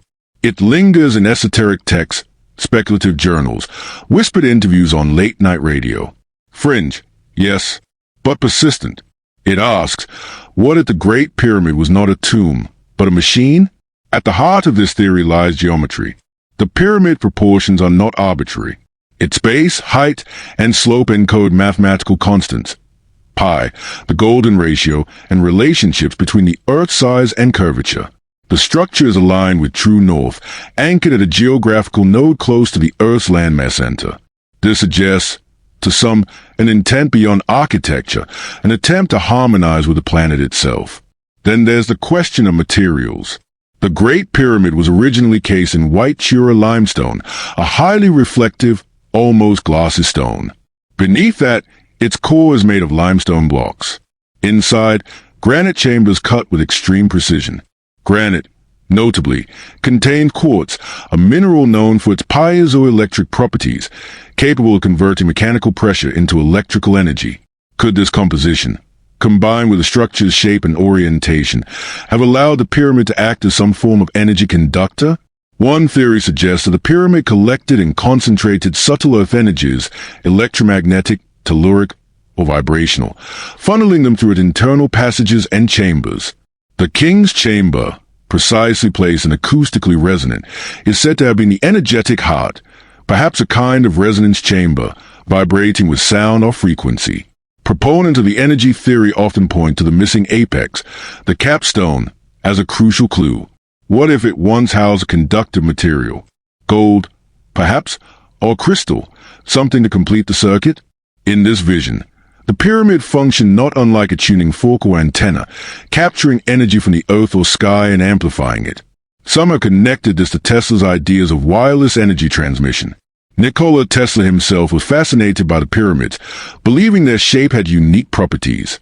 His Wardenclyffe Tower, designed to transmit energy through the Earth's ionosphere, echoed similar geometry and concepts. And then there's the internal layout. Unlike typical tombs, the Great Pyramid lacks decoration. No funerary inscriptions, no wall paintings, no inventory of offerings. The so-called tomb is stark, geometric, cold, almost mechanical. The Grand Gallery, with its steep angles and corbelled ceiling, looks less like a corridor and more like a pressure chamber. The Queen's Chamber has mysterious shafts that lead nowhere, too small for humans, too precise to be random. Some speculate these were conduits, for sound, for air, or perhaps for energy. Mainstream Egyptology, of course, disagrees. The pyramid's purpose, they argue, was symbolic and ceremonial, a stairway to the heavens for the pharaoh's soul. The shafts aligned with stars. The chambers mirror the underworld journey described in the pyramid texts. The lack of decoration, a reflection of the sacredness of space, not evidence of machine. Yet the mysteries persist. Why was such a massive structure built with no clear internal function? Why such precision, such enduring durability for a burial site? Why build on such a scale for so many years if symbolic value alone was a goal? And if it was symbolic of what? Even the name holds secrets. The ancient Egyptians called it Iket, meaning glorious light. Was this poetic? Or literal? No definitive proof exists for the energy theories. No wires, no circuits, no ancient blueprints. But the pyramid itself remains, silent, exact, unmoving. And perhaps that's why the mystery endures. Because the stones don't tell. They invite. They reflect. Whether it was a tomb, a temple, or a transmitter, the pyramid continues to pulse, not with light or electricity, but with questions, with a quiet energy of its own. Not the kind you measure, the kind you feel. In the long corridors of secret history, where truth was a cloak and whispers echo louder than facts, Egypt stands not only as a place, but as an origin myth, not just for pharaohs and temples, but for mysteries that never made it into textbooks. Among these shadowed echoes is a name wrapped in roses and crosses, the Rosicrucians. Who they truly are depends on who tells the story. To some, the Rosicrucians are a mystical brotherhood of enlightenment seekers, protectors of ancient wisdom, guardians of spiritual alchemy. To others, they are fiction, a clever invention of early modern Europe's occult imagination. But one detail weaves through almost every telling. Their roots, they say, reach back to Egypt. The Rosicrucian myth begins in earnest with the publication of 3 manifestos in the early 1600s, the Forma Fraternitatis, Confessio Fraternitatis, and the chemical wedding of Christian Rosenkreutz. These texts told of a hidden society founded by a man named Christian Rosenkreutz, who journeyed through the East, including Egypt, and returned with secret knowledge. He built a brotherhood, they said, of enlightened minds sworn to secrecy, healing, and truth. But why Egypt? In the symbolic geography of the Western esoteric tradition, Egypt is a womb of mystery. It is where Moses learned the hidden name of God, where Plato's Atlantis survivors may have seeded knowledge, where the god Thoth wrote the Book of Life. It is the birthplace of sacred geometry, of hieroglyphs, of ritual death and rebirth. To claim Egypt as one's origin is to lay claim not to politics or power, but to time-tested, cosmic truth. For the Rosicrucians, Egypt wasn't just part of history, it was the beginning of the great work. Their symbols echo Egyptian ones. The Ankh becomes a cross, the Eye of Horus becomes the all-seeing eye. The pharaoh's journey through the Duat, the Egyptian underworld, mirrors the initiate's path through shadow to light. Their rituals, too, carry traces of Egypt's sacred drama. The idea of a secret death before rebirth, of hidden chambers, of spiritual ascent through layers of knowledge, of names whispered in silence that unlock the soul's purpose. In later centuries, other secret orders would join the chorus. The Freemasons, particularly through their higher degrees, adopted Egyptian themes, dressing their initiates as priests and speaking of Solomon's temple as a metaphor for the pyramids. The Hermetic order of the Golden Dawn drew from both Egyptian deities and Rosicrucian structure. Even Aleister Crowley, the controversial occultist, claimed revelations received in Cairo, dictated by an entity named Iwas from an Egyptian god form. Modern Rosicrucian organizations, like the ancient mystical order Rosicrucis Amok, still claim spiritual descent from this hidden Egyptian wisdom. Their temples feature pillars reminiscent of Karnak, rituals echoing Isis and Osiris, and teachings that can be drawn from scrolls hidden in lost libraries beneath the desert sands. Yet historians remain skeptical. There is no record of a Rosicrucian order in ancient Egypt. No papyri mention Christian Rosenkreutz. The manifestos appeared anonymously and may have been philosophical satires rather than serious declarations. Much of the symbolism seems more alchemical and medieval than Egyptian in origin. But in the realm of myth, fact often matters less than resonance. To say Egypt is the root of the Rosicrucians is to say Egypt is the root of the inner journey, that ancient temples encoded not just religion, but transformation.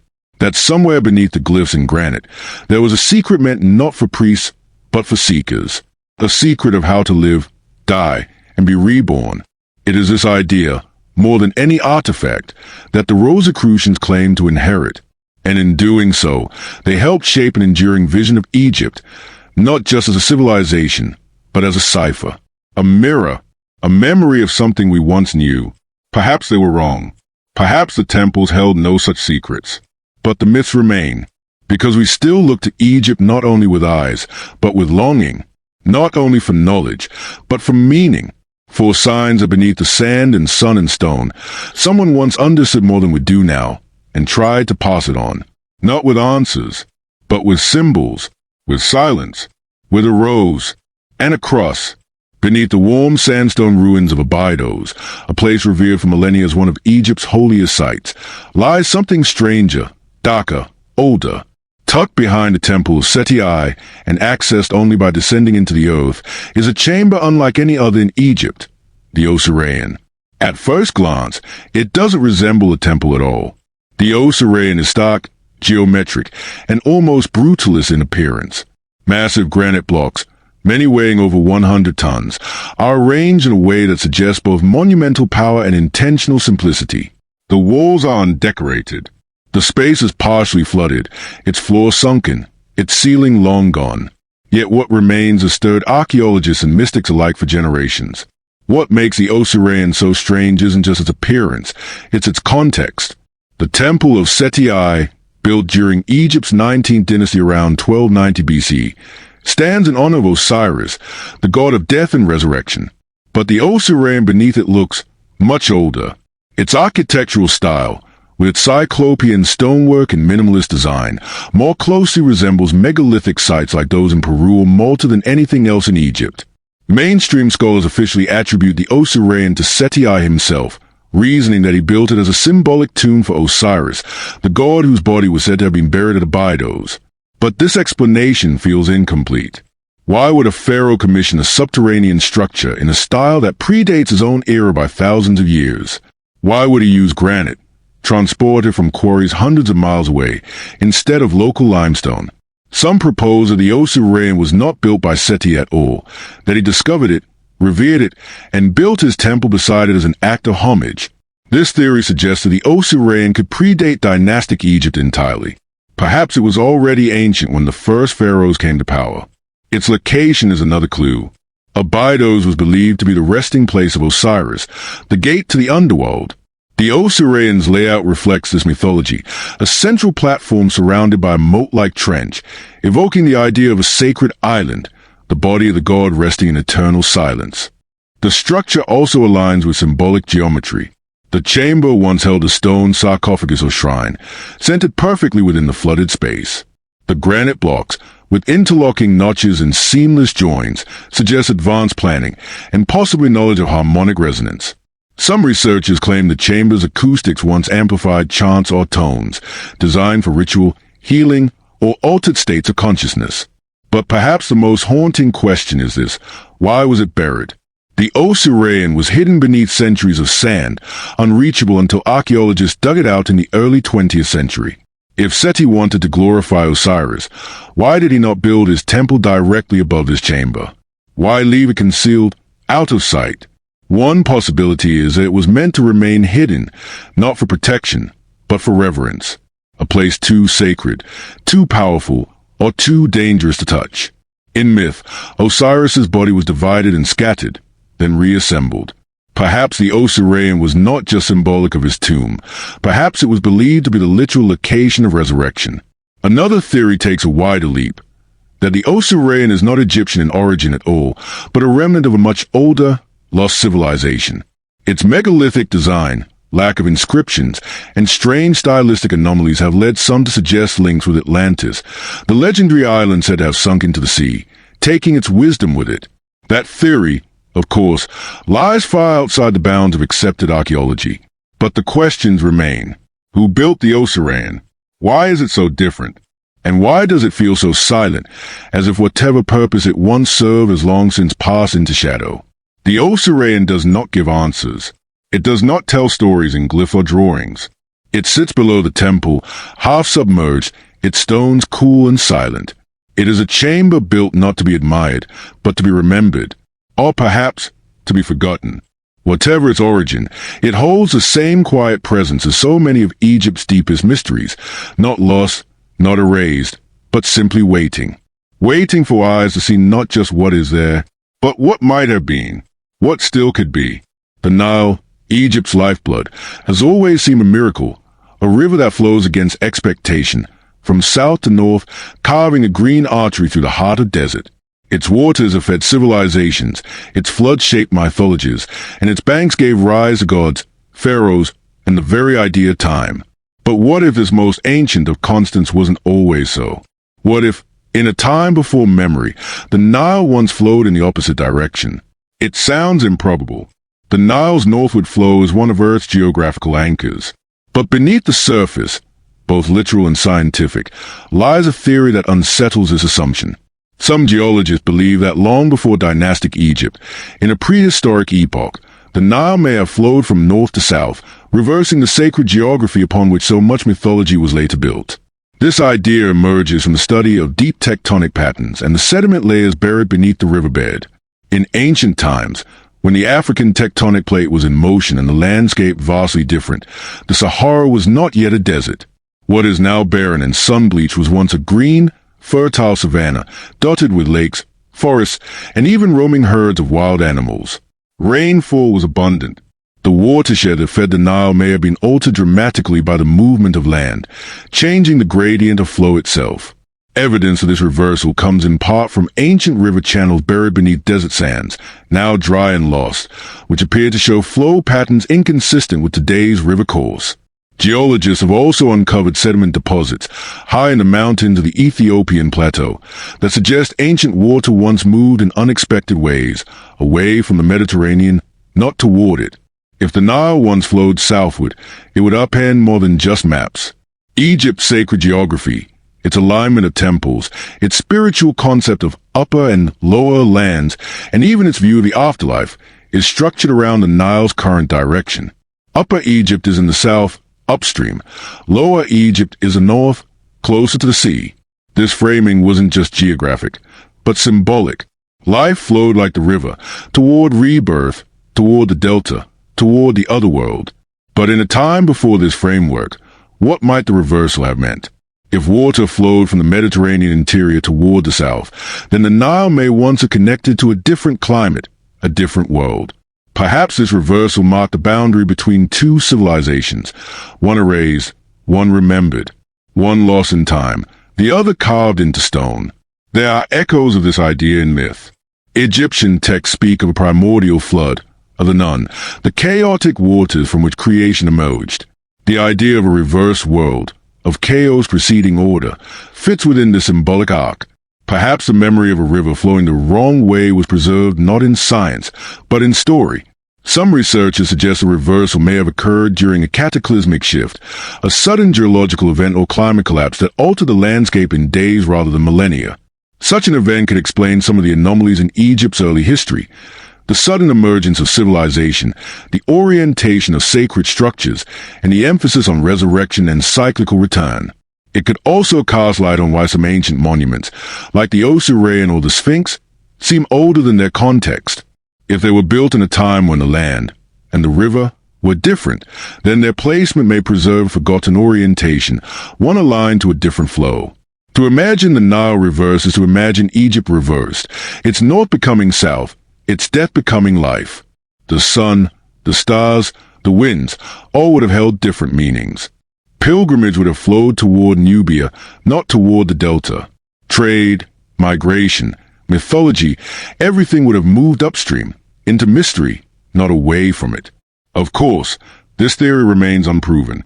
Mainstream geology does not fully support a Nile reversal, at least not in the form of a single, sudden event. But the layers beneath the river tell a complex story, one we are only beginning to read. And whether literal or symbolic, the idea lingers, because Egypt has always been a place of reversals. Life after death, stillness and movement, sand that remembers water, stones that speak of silence. Perhaps the Nile's current flow is not a fixed truth, but just the latest chapter in a deeper rhythm, one that pulses beneath deserts and dynasties, echoing a time when even rivers did not follow rules. And in that quiet reversal, we glimpse what Egypt always offers, the possibility that what we think we know might only be the surface. In the golden quiet of Egypt's deserts, where the horizon burns with stillness and memory, the sun has always been more than a celestial body. It has been a god, a guide, a giver of time and eternity. The ancient Egyptians looked to the sky not just for warmth, but for meaning. And in their temples, they built stone to follow light, tracking not just the movement of the sun, but perhaps something more, a passage between worlds. This reverence found form in what we now call the sun temples, architectural marvels designed not only to honor the solar deities, but to physically embody the movement of the sun through space and time. These were not temples in the traditional sense. They had no enclosed sanctuaries or hidden crypts. Instead, they were open-air monuments designed for light, shadow, and the rhythm of the seasons. 6 major sun temples were commissioned by the kings of the 5th dynasty around 2400 BCE, but only 2 have been found, those of Uzakaf and Niuser. Built of stone and open to the heavens, they featured obelisks, courtyards, and ceremonial platforms. Most intriguingly, these temples were aligned to the solar calendar, with precision that still stuns modern researchers. The Temple of Abu Simbel offers one of the most famous examples. Twice a year, on February 22nd and October 22nd, sunlight enters the temple's inner sanctuary and illuminates statues of the gods, but always leaves Ptah, god of the underworld, in darkness. Was this just astronomical engineering, or a ritual reenactment of cosmic truth? The Temple of Karnak, too, is not simply a collection of stone pillars. It is a calendar. On the winter solstice, the rising sun aligns perfectly with its main axis, casting a beam of light deep into the temple's hidden chambers. At Luxor, during the Opet festival, processions mirrored celestial journeys. As above, so below. Each alignment was deliberate, not just to mark solstices and equinoxes, but perhaps to activate a kind of spiritual mechanism. When the sun pierced certain doors, bathed statues in light, or lit hidden glyphs, the effect may have been more than symbolic. It may have been considered a moment of opening, a gateway between realms. In Egyptian cosmology, light was life. The sun god Ra sailed across the sky by day and through the underworld by night. His journey wasn't metaphor, it was a cycle of renewal. Temples, then, were not simply places to worship him, they were places where he passed through. Some texts even describe solar doors, portals through which divine light entered, bringing vitality to the earth and awakening sacred spaces. The sun temples may have also functioned as healing sites. Sunlight was not just illumination, but energy, pure, divine essence. Certain chambers may have been constructed to amplify and direct this force. Columns and walls, covered in polished surfaces or golden panels, could reflect and focus the light in deliberate ways. This idea expands into metaphysical territory. Could some temples have acted as more than calendars, as literal doorways? Not in the science fiction sense, but as thresholds of perception. When light, sound, and ritual aligned, they may have believed that the boundaries between this world and the next became thinner, that one could step, even momentarily, into the divine.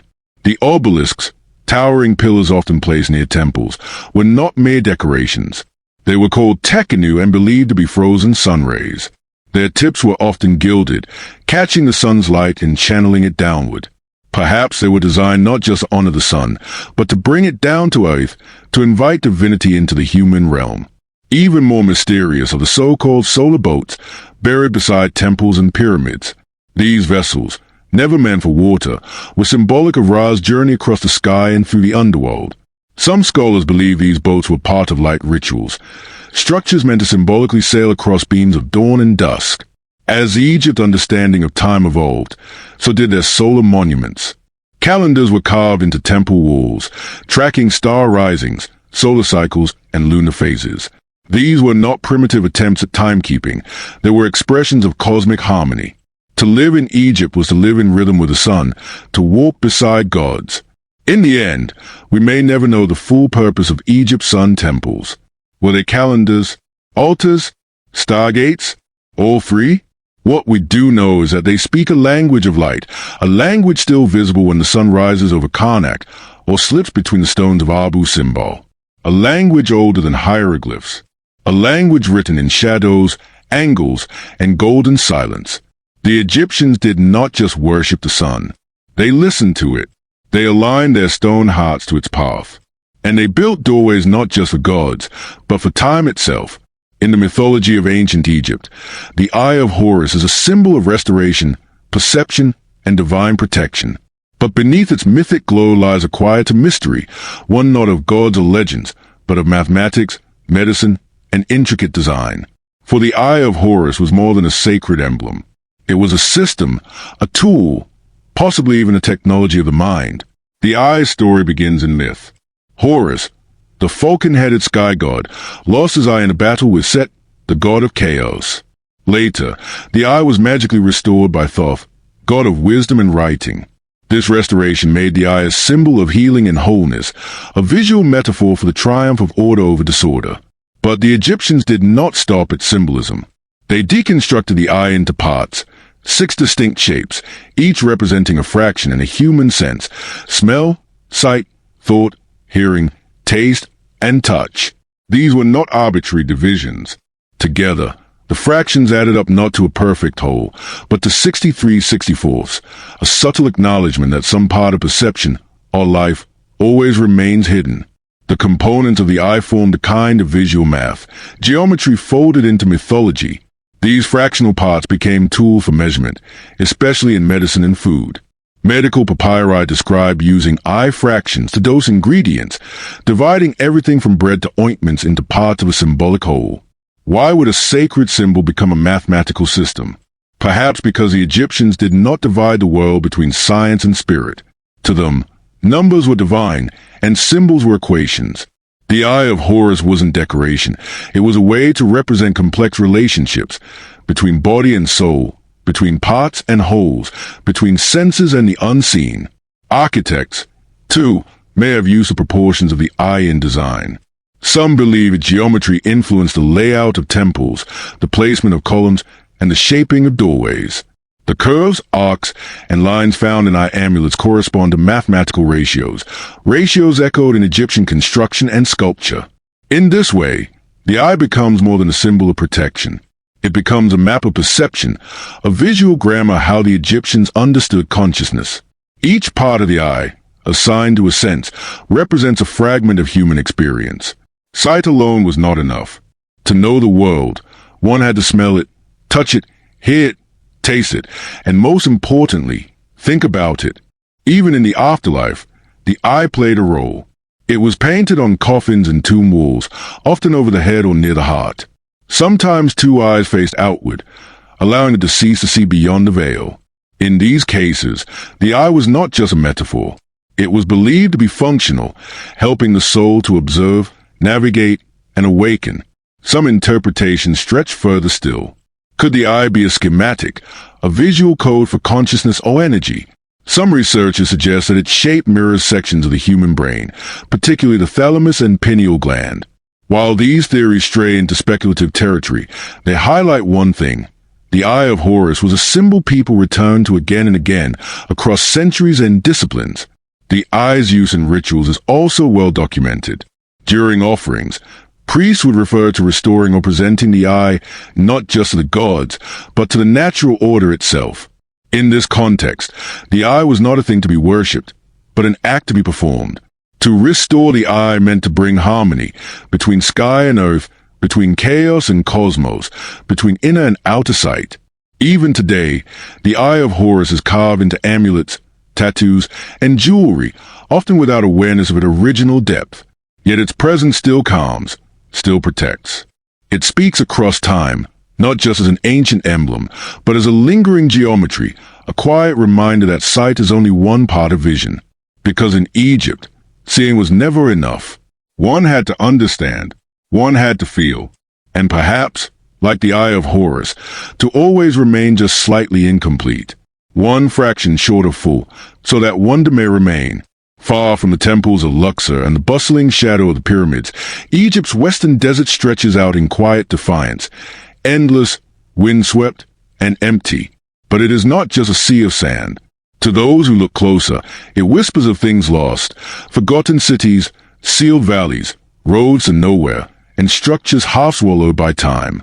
And curiously, large parts of it remain closed to the public, sealed off by government decree or left untouched for reasons never fully explained. This desert, the Sahara's eastern edge, holds more than just heat and horizon. Beneath its dunes lie ancient riverbeds, fossilized forests, and stone tools from a time before the pharaohs. Some of the oldest human footprints on Earth were found here. But not all discoveries have been made public. Satellite imagery reveals strange formations, straight lines, rectangular outlines, symmetrical mounds, far from any modern activity. Are these natural, or do they hint at buried architecture? Archaeologists have long suspected that much lies hidden beneath the sand. The desert shifts constantly. What is buried one year may be revealed the next, and then buried again. Entire ruins are being discovered by accident, exposed only briefly before disappearing once more beneath dunes. In the Gilf Kebba Plateau, explorers have found cave paintings, vivid scenes of swimming, dancing, and ceremonies in a land that is now bone dry. These paintings are over 7,000 years old, suggesting this was once a fertile, inhabited region. But how many caves remain hidden, unexcavated? And why are some zones, especially near military installations or geological anomalies, strictly off-limits?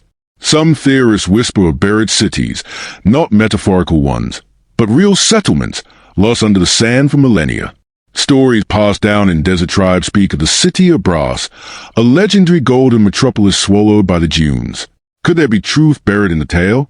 Even mainstream researchers admit that vast stretches of the western desert have never been fully surveyed. The sheer scale makes exploration difficult. Heat, remoteness, and the lack of water all pose challenges. But so does red tape. Permits are hard to obtain. Some areas are designated as military zones. Others are under environmental study. And some, curiously, are just marked as inaccessible with no further detail. This secrecy fuels speculation. Could the western desert conceal not just ancient ruins, but knowledge deliberately hidden? Could it preserve remnants of a civilization older than Egypt itself, one erased, forgotten, or perhaps remembered only in fragments of myth? Consider the Valley of the Whales, Wadi al-Haytham, where skeletons of massive prehistoric sea creatures lie preserved in what was once an ancient ocean. If whales lie under the sand, what else might? There's also the question of the desert silence. Unlike the Nile Valley, where temples shout their stories in stone, the western desert hides. It offers no papyri, no statues, only shapes, only impressions. It does not explain, it suggests. In the age of satellite archaeology, some researchers have turned to infrared imaging and ground-penetrating radar. The results? Patterns, consistent, angular, buried beneath dunes, stretching for miles. But excavation remains elusive. The reasons vary: funding, security, skepticism. But the patterns persist. Could the desert be holding back something we're not ready to understand? In ancient times, the West was not just a direction. It was the land of the dead. The sun set there. Souls traveled into it. Tombs face it. Perhaps the western desert is Egypt's final veil, not just geographically, but spiritually. It may not be that secrets lie hidden in its sand, but that the desert itself is a secret. And maybe it is sealed, not just by the state, but by silence. Because in Egypt, silence is not absence. It is protection. And some knowledge sleeps better under sand. Among the golden walls of tombs and the brittle scrolls of ancient burial chambers lies one of Egypt's most mysterious and enduring texts, the Book of the Dead. For centuries, it has been regarded as a spiritual roadmap, a guide for the soul's journey into the afterlife. Its spells, vignettes, and incantations are woven with symbolism, offering protection and instruction for navigating the underworld. But some scholars now suggest that this ancient manuscript may carry meanings far deeper than ritual, that encoded within its verses lie the fingerprints of scientific, astronomical, and psychological insight. The Book of the Dead is not a single book, but a compilation, spells and hymns gathered over centuries and written on papyrus, tomb walls, and sarcophagi. Its true name in Egyptian is RW Northwest PRTMHRW, the Book of Coming Forth by Day. Already, That title tells us something unusual. This is not just about death. It is about emergence, awakening, transformation. Each spell in the book served a function: to help the soul recognize divine beings, to protect it from hostile forces, to navigate cosmic geography. But if we step back and look at the structure, patterns emerge. The journey described within, from judgment through gates and transformations to reunion with the divine, mirrors not just a mythological voyage, but an inner psychological process. In this sense, the Book of the Dead could be seen as an ancient map of consciousness itself. Spell 125, perhaps the most famous, contains a weighing of the heart ceremony, where the heart of the deceased is balanced against the feather of Ma'at, the principle of truth and order. A heart heavy with guilt would condemn the soul. But this is more than spiritual judgment. It is a reflection on ethical alignment, on living a balanced life. The concept of Ma'at itself resembles modern ideas of equilibrium, both moral and cosmic. Could this spell encode early notions of internal harmony, ethics, or even the psychology of guilt and redemption? Then there's the astronomy. Several passages in the Book of the Dead reference stars, constellations, and the celestial geography of the duat, Egypt's otherworld. The soul sails with Ra across the sky, navigates between stars, and passes through cosmic gates. The depictions align with known star patterns: Orion, Sirius, the circumpolar stars. It's possible that some gates described in the text correspond to real star risings and celestial events. Perhaps the book doubled as an astronomical almanac. Other spells mention shining ones who emerge at dawn, or beings who guard the gates of fire, imagery that may allude to solar flares, stellar cycles, or planetary alignments. The ancient Egyptians watched the sky with reverence, but also with precision. Their temples were aligned to solstices and equinoxes. Could the Book of the Dead reflect that same attention, not just in stone, but in word? There is also suggestion of medical and anatomical awareness. Some passages describe the reassembly of the body in the afterlife, limb by limb, organ by organ, in an order that loosely mirrors human anatomy. The soul calls out to my bones, my blood, my flesh, invoking the body as if reanimating it. Is this poetic, or is it informed by a deep understanding of the human form, born of thousands of years of mummification and study? Scholars have also explored mathematical patterns hidden within the structure of the spells, repetitions, numerical symbolism, even golden ratios. Could the book contain code designed not just a guide, but to instruct, to encode universal patterns in poetic form? Yet perhaps the most mysterious aspect is this: the book was never standardized. Every version is different. Some contain dozens of spells. Others have hundreds. Sometimes the order changes. Names shift. Lines are added or erased. Why? Was each book tailored, not just to a person, but to their consciousness, their needs, their journey? This variability suggests a living text, one not bound by doctrine, but shaped by understanding. Some modern mystics view the Book of the Dead as a manual of transformation, not just for the dead, but for the living. They read its metaphors as instruction for awakening, for navigating the unconscious, for becoming light. Whether or not this was the author's intent, it reveals how deeply the text still resonates, not as superstition, but as something archetypal. The Book of the Dead invites reflection, not on what we believe, but on what we've forgotten. It does not explain. It reveals through image, repetition, symbol.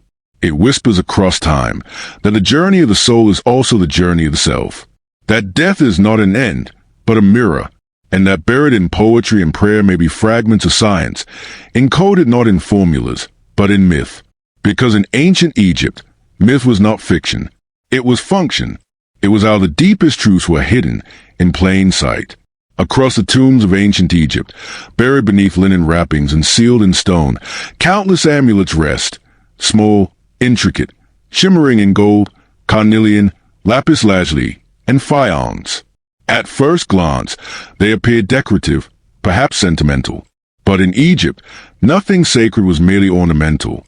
Every curve, every stone, every symbol carried weight, not just symbolic, but functional. And the deeper one looks into these artifacts, the more it seems the Egyptians may have been working with ideas we are only now beginning to understand: vibration, resonance, and energetic imprinting. Take the Eye of Horus, the scarab beetle, the ankh, the jed pillar. These shapes were not chosen at random. They were worn over specific parts of the body. The scarab, representing rebirth and transformation, was placed over the heart. The jed, symbolizing stability, near the spine. The ankh, life, often rested near the lungs or throat. These placements suggest more than symbolism. They suggest intention. Even the materials were chosen with care. Lapis lazuli, deep blue and rare, was imported from distant Afghanistan. The Egyptians believed it connected the wearer to the heavens. Carnelian, with its warm red hue, was thought to energize and protect the soul during its journey. Turquoise, often shaped in protective symbols, was believed to guard against unnatural death. But beyond belief, is it possible the Egyptians sensed the properties of these stones in a way that modern science is just beginning to explore? Today, researchers in fields like quantum physics and energy medicine discuss the ability of certain materials to hold vibrational signatures. Quartz can store data. Crystals can resonate at specific frequencies.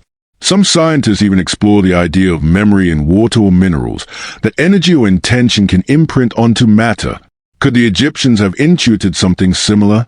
Their rituals often involved repetition of sound, chanting, singing, drumming. Sound is vibration. When combined with symbol and stone, it's possible that these amulets acted not as passive ornaments, but as active participants in ritual, a kind of energetic circuitry, worn on the body, buried with the dead, or placed within walls to guard sacred spaces. Consider the pectoral amulets found on mummies, elaborate chest pieces laid with symbols and inlaid with stones. Were they armor? Not against physical threats, but against unseen ones, psychic, spiritual, or energetic. Their careful crafting and placement suggest they were meant to do more than honor the dead. They were tools, perhaps even keys. Some believe these objects stored intent, that through ritual, emotion, or prayer, energy was downloaded into the stone. Just as today we encode information onto silicon chips, the ancients may have encoded blessings, protection, or resonance into amulets. Their words, their fears, their hopes, carried silently into eternity. This may explain why amulets were often inscribed with spells, names, or hieroglyphs, not for reading, but for remembering, a way to fix vibration into form, a kind of sacred technology. Modern experiments in semantics, the study of sound creating patterns in matter, show that certain frequencies can organize particles into precise shapes. These patterns resemble mandalas, sacred geometry, even Egyptian glyphs. Could the shapes of amulets have emerged from sound itself? Could chants and frequencies have designed the objects used in these rituals? And what are the placement of amulets within temples? Many sacred spaces were constructed to amplify sound and light. Some suggest that amulets placed at specific locations could have acted like tuning forks, stabilizing energy, aligning space, holding resonance. Even the act of wearing an amulet, close to the skin, near the pulse, warm by breath, may have been part of the ritual. The amulet was alive. It responded. It remembered. Of course, we cannot say with certainty that the Egyptians knew of quantum fields or vibrational memory, but we can say they were deeply attuned to the interplay of matter, sound, light, and symbol. They understood that reality was laid, that what we see is only a fraction of what exists. The amulets were not just decorations. They were instruments, not of superstition, but of subtle science. And perhaps, buried beneath centuries of sand and skepticism, their wisdom still hums, in the frequency of stone, in the geometry of symbol, in the silence of gold. A quiet echo of a people who believed that memory was more than mind. It could be carried. It could be worn. It could be felt. In the twilight corridors of Egyptian myth, beyond the living world and before the gates of eternity, lies the duat, the mysterious landscape of the afterlife. Within this shadowed realm, there is a place more profound than any tomb, more resonant than any pyramid. It is a hole of two truths, the judgment hole, where every soul must face its final test. At the center of this hole stands a scale. On one side, a heart. On the other, a feather. The feather of Maat, the goddess of truth, order, and balance. To the ancient Egyptians, this was not a myth. It was reality. The soul, the Ba, upon death, embarked on a perilous journey through the duat. It faced chaos, deception, and fragmentation. But its fate hinged not on power, wealth, or lineage, but but on the weight of the heart. A heart heavy with lies, guilt, or imbalance would tip the scale. Such a soul would devour by the beast of oblivion, part lion, part crocodile, part hippopotamus. But a light heart, one in harmony with Ma'at, would pass on to the eternal fields of peace. At first glance, this ritual reads like allegory, a poetic tale to encourage virtue. But beneath the symbolism lies something deeper, something resembling a model of consciousness, of moral awareness, perhaps even of the architecture of the mind itself. The heart, to the Egyptians, was the seat of intelligence, emotion, memory, even the soul itself. The brain was dismissed as mere filler. All thoughts, feelings, and judgments lived in the heart. So to weigh it was not simply to judge behavior, it was to assess essence, the core of the person. Ma'at, meanwhile, represented not just truth, but the balance of all things, cosmic, social, spiritual. She was the invisible framework holding the universe in place. When a soul was weighed, it wasn't just being measured against morality. It was being tested for harmony, with the self, with others, with nature, with the stars. Modern psychology speaks of the integrated self, the alignment between inner values and outward behavior. It explores the consequences of repression, guilt, and cognitive dissonance.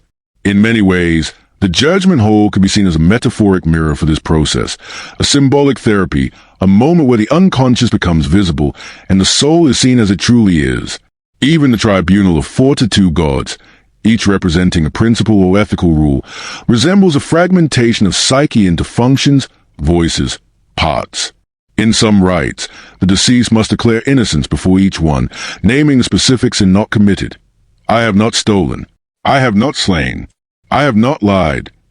This litany is not about shame, it's about self-examination, a ritual of accountability.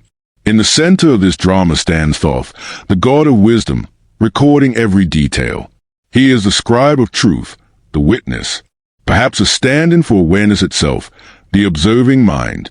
And then there's Osiris, the silent judge, seated on a throne of eternity, wrapped in white linen. He does not speak.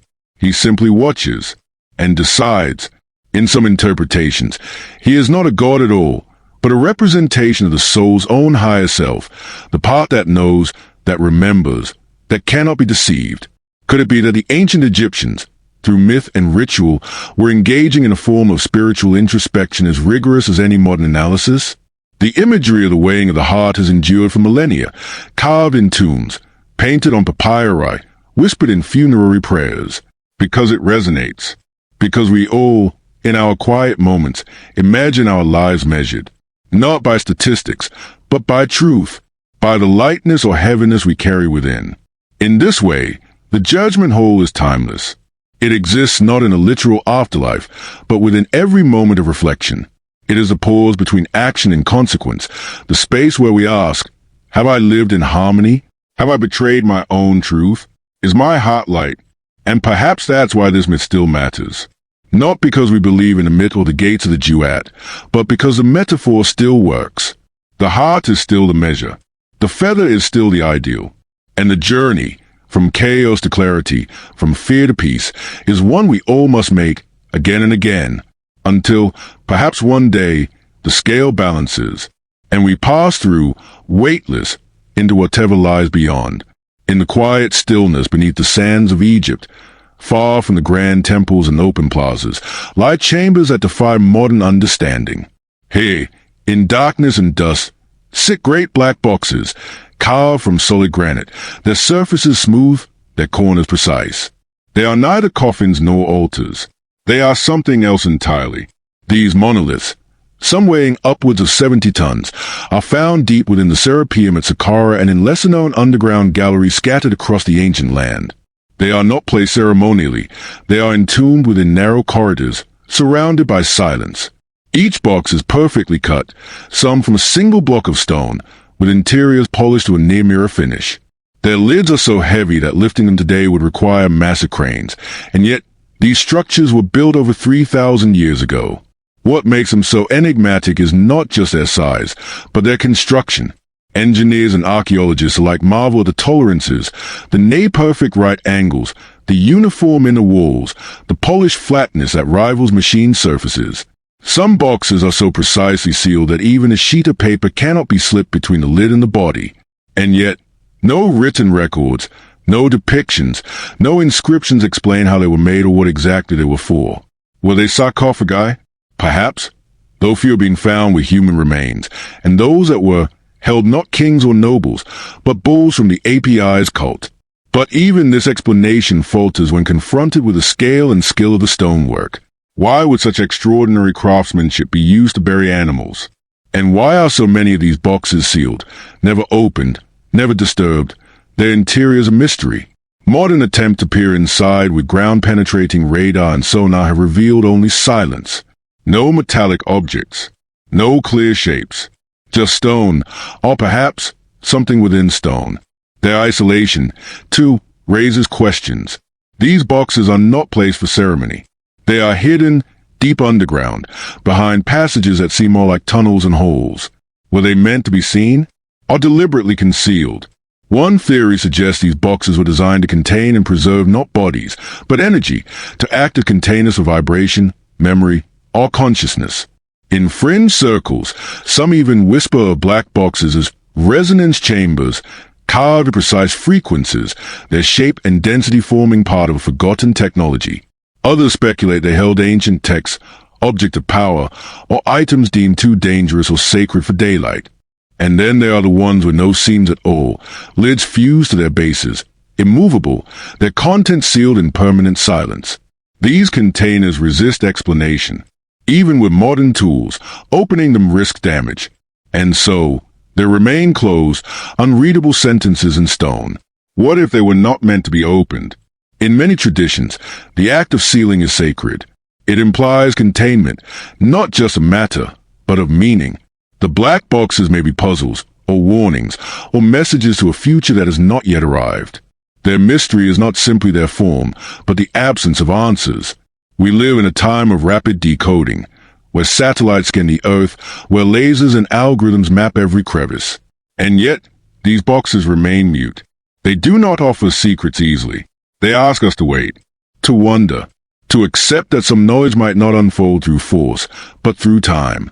Perhaps one day, with new tools, we will glimpse inside. Perhaps we will find nothing but stone. Or perhaps something unexpected, not an object, but an understanding.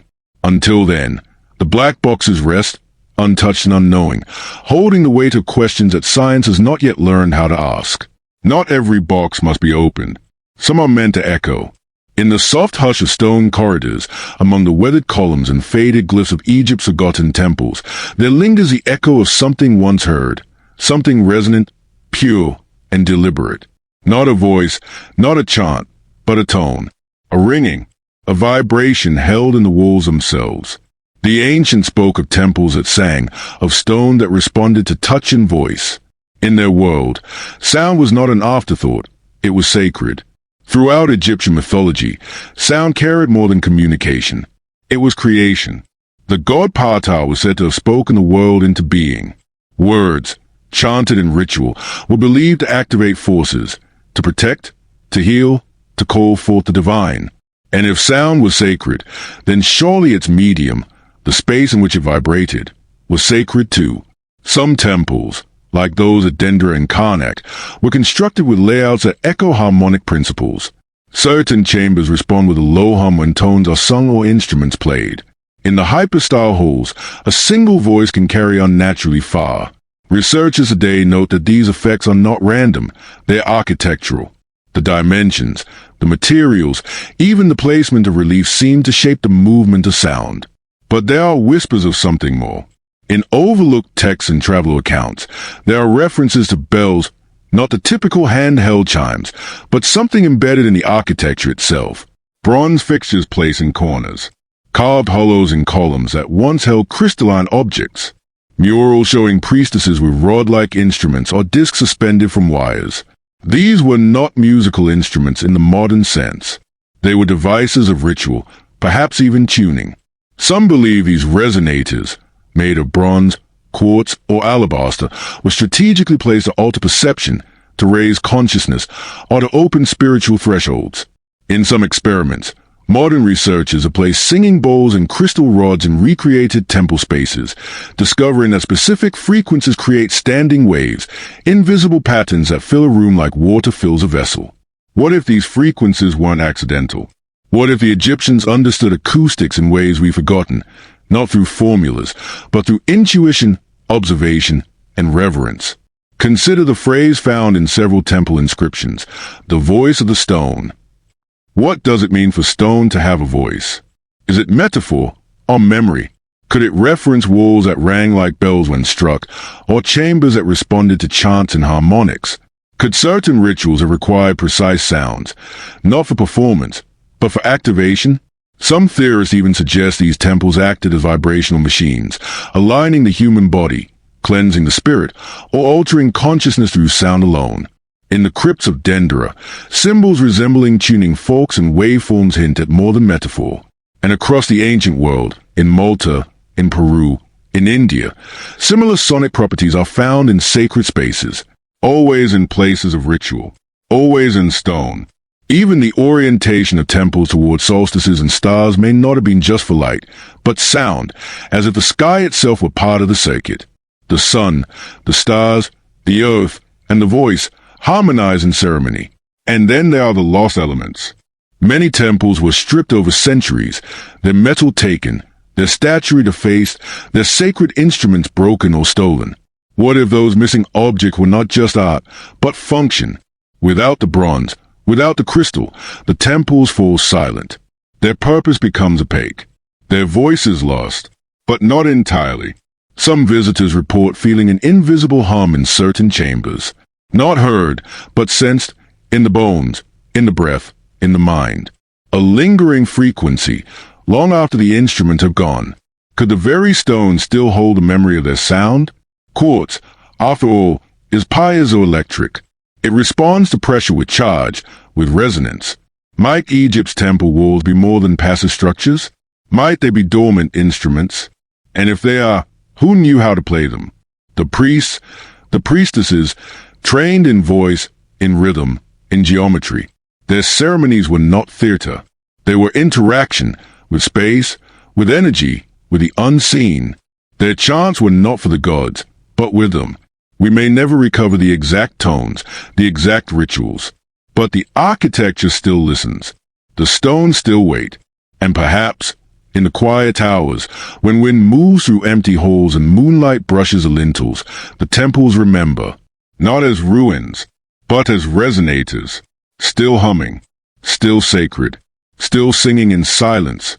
Long before the first hieroglyph was etched into stone, before dynasties rose and fell along the banks of the Nile, they existed, in memory, in myth, in silence, the story of a world lost to water. In Plato's dialogues, Atlantis was a mighty civilization of unparalleled knowledge and beauty, destroyed in a single night by cataclysmic floods. But what few recall is this. Plato claimed that his tale of Atlantis came from Egypt. According to his account in the Timaeus and Critias, Solon, the Athenian lawgiver, visited the priests of Sais, an ancient city on the Nile Delta. There, he was told a story far older than any Greek memory, a tale of a great island beyond the Pillars of Heracles, larger than Libya and Asia combined, which disappeared beneath the sea. The priests told him this event happened 9,000 years before Solon's time, placing Atlantis' fall over 11,000 years ago.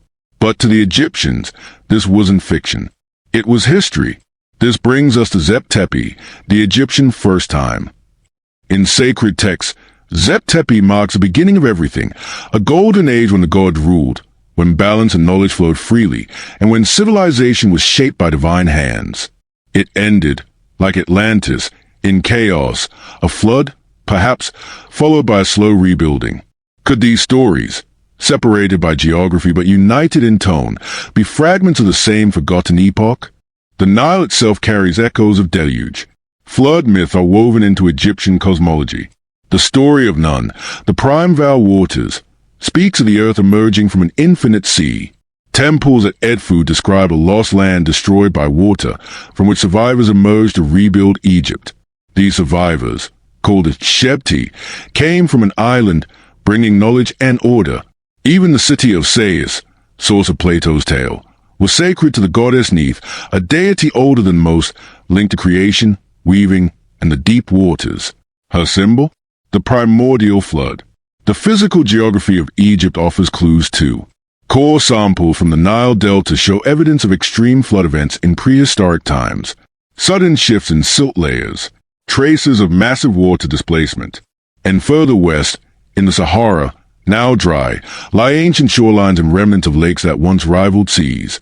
What if the desert itself holds the bones of a drowned civilization?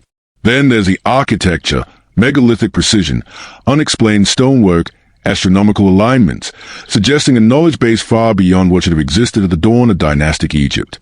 Could this knowledge have been inherited? A legacy from a place like Atlantis, not the mythical utopia of fantasy, but a real culture lost to geological upheaval? Plato's description of Atlantis, concentric circles, canals, an advanced central city, has echoes in ancient Egyptian temple layouts and even in the structure of cities like Tanis or the temple complex at Abydos.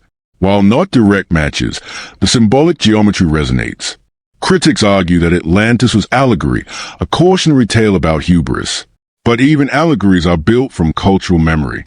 And Egypt's memory is long, longer than most. It was a civilization obsessed with legacy, not only of its own, but of what came before. The Nile, like all great rivers, is a storyteller. Its currents hold time. Its floods write in arrays. And perhaps, in its earliest courses, before the gods, before the pharaohs, it whispered of a land that fell, of a people who journeyed, of knowledge carried in silence until the stones could speak again. Was Atlantis real? Was Zep-Tepi the same story under another name? We may never know. But when we place these myths side by side, Atlantis and Egypt's first time, they don't contradict. They harmonize, like twin echoes from opposite shores of history, like dreams remembered in different languages, like ruins under different waters. And maybe that's a lesson, not to prove, but to listen, to see what remains when floodwaters recede, to honor the stories carved in stone and sung in stars. Atlantis may be gone, but Egypt remembers. Beneath the burning sun of Aswan, nestled quietly within the rose-colored granite of the northern quarry, lies a monument that was never raised, never inscribed, never celebrated in a temple courtyard. The unfinished obelisk, a monolith of staggering scale, rests partially carved from bedrock, its sides smooth, its surface marked by ancient tools, and its base still fused to the earth. If completed, it would have been the largest obelisk ever made, over 40 meters long and estimated to weigh more than 1,100 tons. But something stopped the work. Something cracked. And so, it remains, as it has for over 3,000 years, a frozen glimpse into forgotten technique, a mystery of intent and method. Standing before the unfinished obelisk, one sees more than just a colossal stone. One sees intention, precision. The artisans who shaped it did not work randomly. They followed a plan, a geometry known only to them.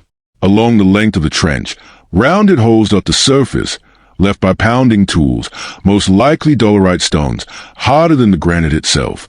These workers would have swung for hours, perhaps days, to hollow out the space around the obelisk. And yet, despite the apparent primitiveness of the tools, the results are remarkably smooth, remarkably straight. It challenges our expectations. How could such a massive structure be carved with no cranes, no lasers, no steel? No pulley system survive. No instruction manuals lie hidden in scrolls. Just a silent stone and the marks left by those who labored over it. And then, the crack. A fault in the rock, perhaps natural, perhaps caused by stress or misjudgment, split the granite. The obelisk could no longer be raised. Too large to repair, too valuable to waste labor on, it was left where it lay, still nestled in its cradle, incomplete. But this unfinished monument is not a failure. It is a gift, because unlike the other obelisks, standing proudly in Luxor, in Rome, in Paris, the surface is etched with praises to gods and kings. This one speaks with a different voice. It tells the story of creation, not completion, of method, not message. It allows us to see the process, to walk within the quarry trench, to run fingers along chisel grooves, to sense the rhythm of a civilization that carved stone as if it were clay. And yet, questions linger. Was it truly being made with hand-held dolerite pounders? If so, Why does the trench wall show long smooth cuts, as if something heavier and more precise had been used? Why are there no records of how such monuments were moved, raised, balanced? And how were obelisks, already tens of meters tall and weighing hundreds of tons, transported down the Nile and lifted upright without modern machinery? Some theorists suggest the ancient Egyptians possess a deeper understanding of leverage, counterweight, or even sonic manipulation, using vibration to ease stone from stone. There are no direct proofs, only tantalizing possibilities. What's certain is that the builders had a confidence we cannot easily explain. They intended to lift something we still struggle to imagine moving. The purpose of the obelisk itself is also shrouded in mystery. Traditionally, these monuments were associated with the sun god Ra, symbolic of the primordial mound that first rose from the waters of creation. Their tips, often capped in gold, were meant to catch the morning light, a physical prayer of stone and shimmer. But in the case of the unfinished obelisk, its story ends before that moment of offering. Its light was never caught. Instead, it remains embedded in earth, half-birthed, a monument to ambition, to scale, and to the silent gap between human vision and the forces of nature. Visitors to the quarry report a strange sensation, a stillness, an echo of effort, as if the workers just stepped away, as if the granite remembers. Here, there are no crowds, no ticket lines, just the slow wind brushing against sun-warmed stone, just the absence of completion. Perhaps that's the most profound message of the unfinished obelisk. That mystery does not always live in the stars or deep beneath the sands. Sometimes it lies in the open, massive, unmoved, patiently holding its silence. And maybe, in that silence, it speaks more than any inscription ever could. In the quiet chambers of sealed tombs, where no breath of wind stirred and darkness reigned for centuries, legends tell us something curious, something that defies reason. Lamps that burn without fuel, lights that glowed long after the tombs were sealed. A soft, steady flame, untouched by time, waiting in the stillness like a silent guardian.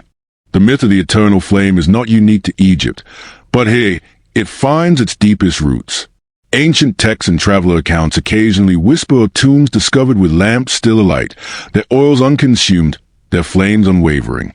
Stories from Roman historians, early Arab chroniclers, and even medieval European explorers speak of such things. They are often dismissed as fantasy, and yet the story persists. In Egyptian lore, light held profound symbolic weight. It was the essence of Ra, the sun. To bring light into the tomb was to invite divinity, clarity, and protection. The journey through the underworld, as described in the Book of Gates and the Amduat, is a voyage from darkness to light, from unknowing to eternal illumination. Could the myth of the eternal flame be more than metaphor? Some tomb inscriptions depict elaborate oil lamps with multi-branched arms and strange bowls. The Dendera reliefs show what some interpret as glowing devices, though mainstream scholars insist these are symbolic representations of lotus flowers or serpents. Still, the question lingers, did the Egyptians possess a forgotten method of producing sustained light? There's a practical consideration. Tombs, particularly those deep within the Valley of the Kings, were painted in vivid colors, blues, reds, golds, all immaculate. Yet no soot marks stain the ceilings. No traces of smoke linger on the reliefs. How were these murals painted in pitch darkness without oil-burning torches? Some scholars suggest mirrors, polished bronze, carefully angled to reflect daylight into the depths. But even the best ancient mirrors were inefficient, and the distances involved make that explanation fragile. Others propose a primitive form of chemical luminescence, natural phosphorescent substances or bioluminescent materials, perhaps. Yet there's no definitive trace of these either. And so the flame remains, flickering at the edge of what we know. Alchemists in later centuries, particularly in Hellenistic Egypt, became obsessed with the idea. The lapis perpetuum, or everlasting lamp, was pursued as both metaphor and experiment. Substances like asbestos, naphtha, and sealed oil blends were tested. Some early chemical lamps could indeed burn for weeks, even months, in controlled environments. But not for centuries. Still, imagine a lamp not fueled by flame at all, but by vibration, magnetism, or some slow electrochemical process now forgotten. Far-fetched? Perhaps. But in temples like Dendera, strange cavities, copper rods, and bitumen residues have fueled endless speculation. There are even parallels in other cultures. India has myths of temple lamps that never extinguish. Early Christian texts speak of lights in martyr tombs that glowed for generations, always in sacred contexts, always sealed away, always lost when opened to air. Could the eternal flame be a poetic symbol for preserved knowledge? Or was it a literal artifact, something built, used, then buried along with the secrets of its creation? It's worth noting how much Egyptian science remains enigmatic. Their grasp of preservation, architecture, geometry, and ritual timing suggest a worldview where spiritual and material understanding were not separate. What we call superstition may have had operational logic. And so, their lamps, if they existed, may not have been about light for light's sake. They may have been ceremonial conductors, instruments in the transition from life to death. We cannot say what burned in the sealed dark. We cannot prove what eyes once watched that flicker. But as long as the myth remains, flickering softly in the corners of history, the tombs are never fully dark. Somewhere beneath the sand, a light might still wait, quiet, hidden, burning in a chamber not yet opened. In scattered ruins across Egypt, places often ignored by tourists and overlooked by textbooks, spiral patterns whisper from the stone. Not grand reliefs like those of gods and pharaohs, but subtle engravings, etched with care. Some spiral inward like coiled serpents.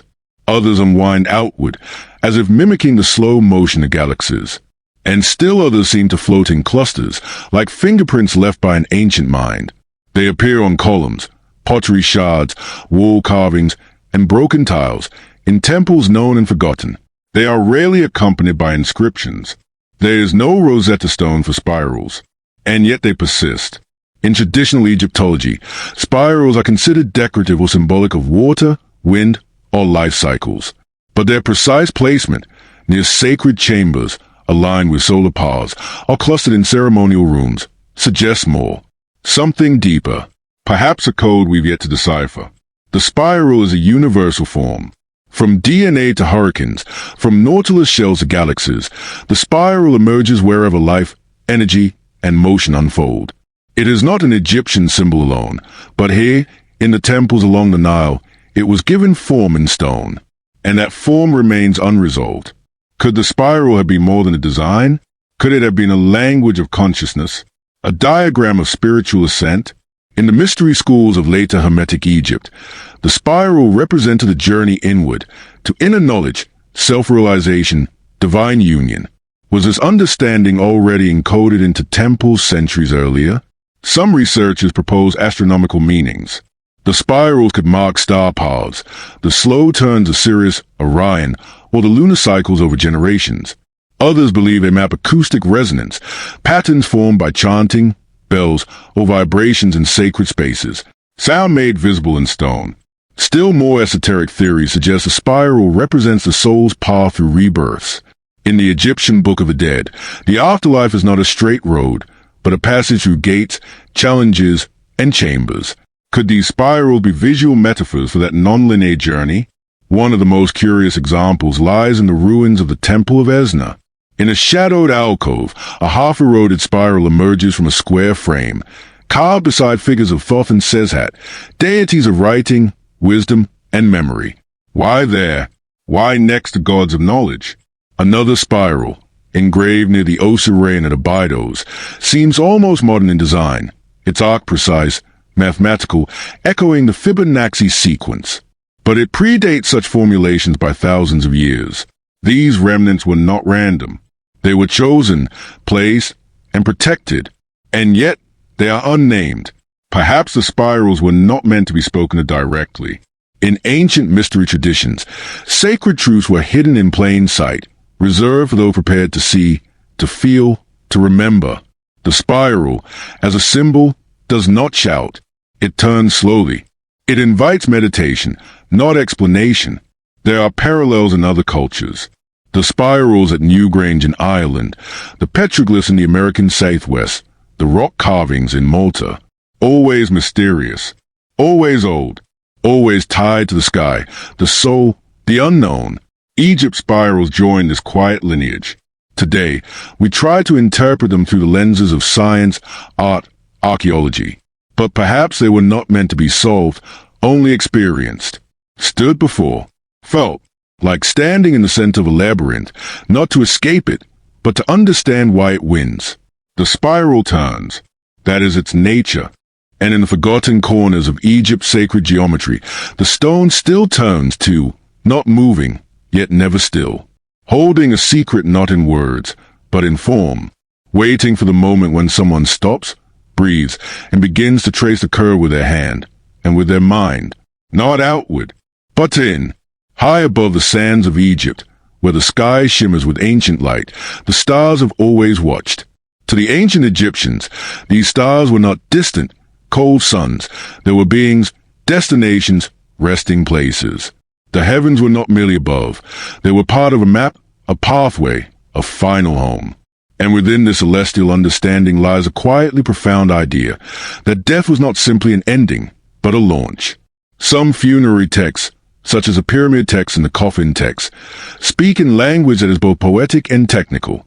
They describe the deceased as ascending, as rising upon a ladder of light, as being carried by the sunboat, as becoming a star among stars. These are not vague metaphors. The texts are detailed. They describe gates, guardians, coordinates. They speak of orientation, not of the soul, but of the body, aligned to certain constellations, timed with celestial events. One of the most intriguing aspects of this belief system is the role of Orion and Sirius.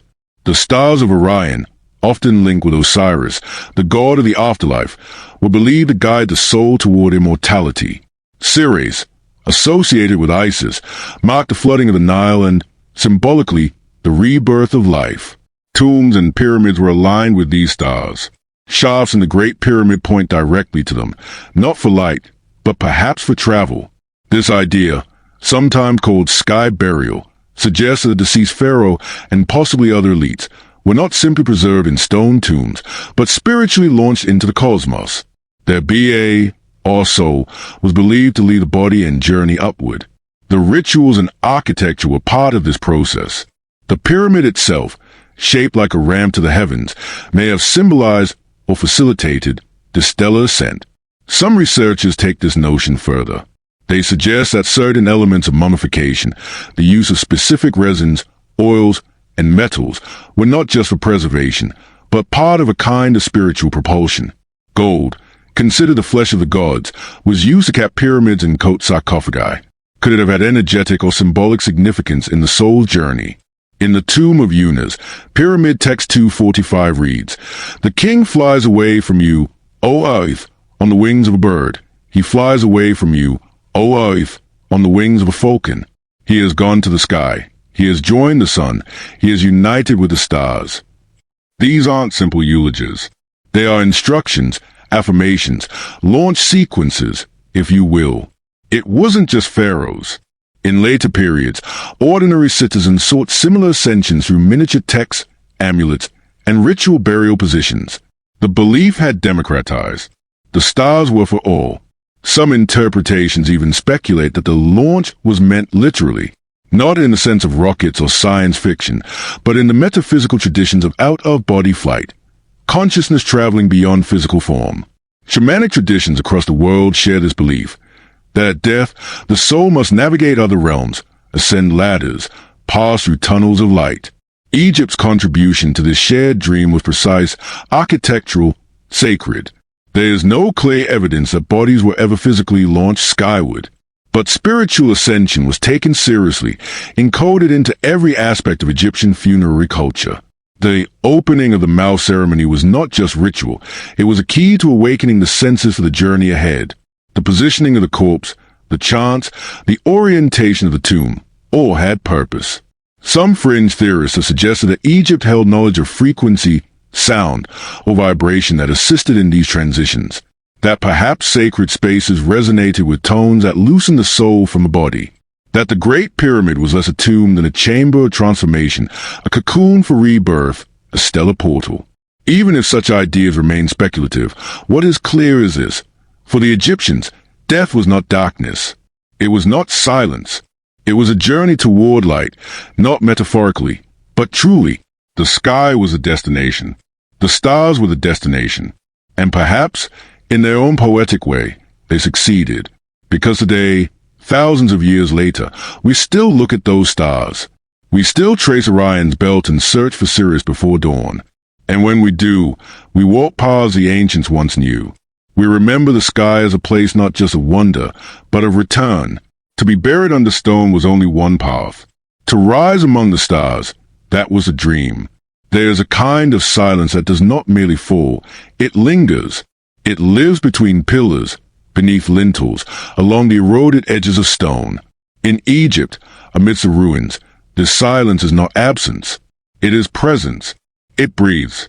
It waits.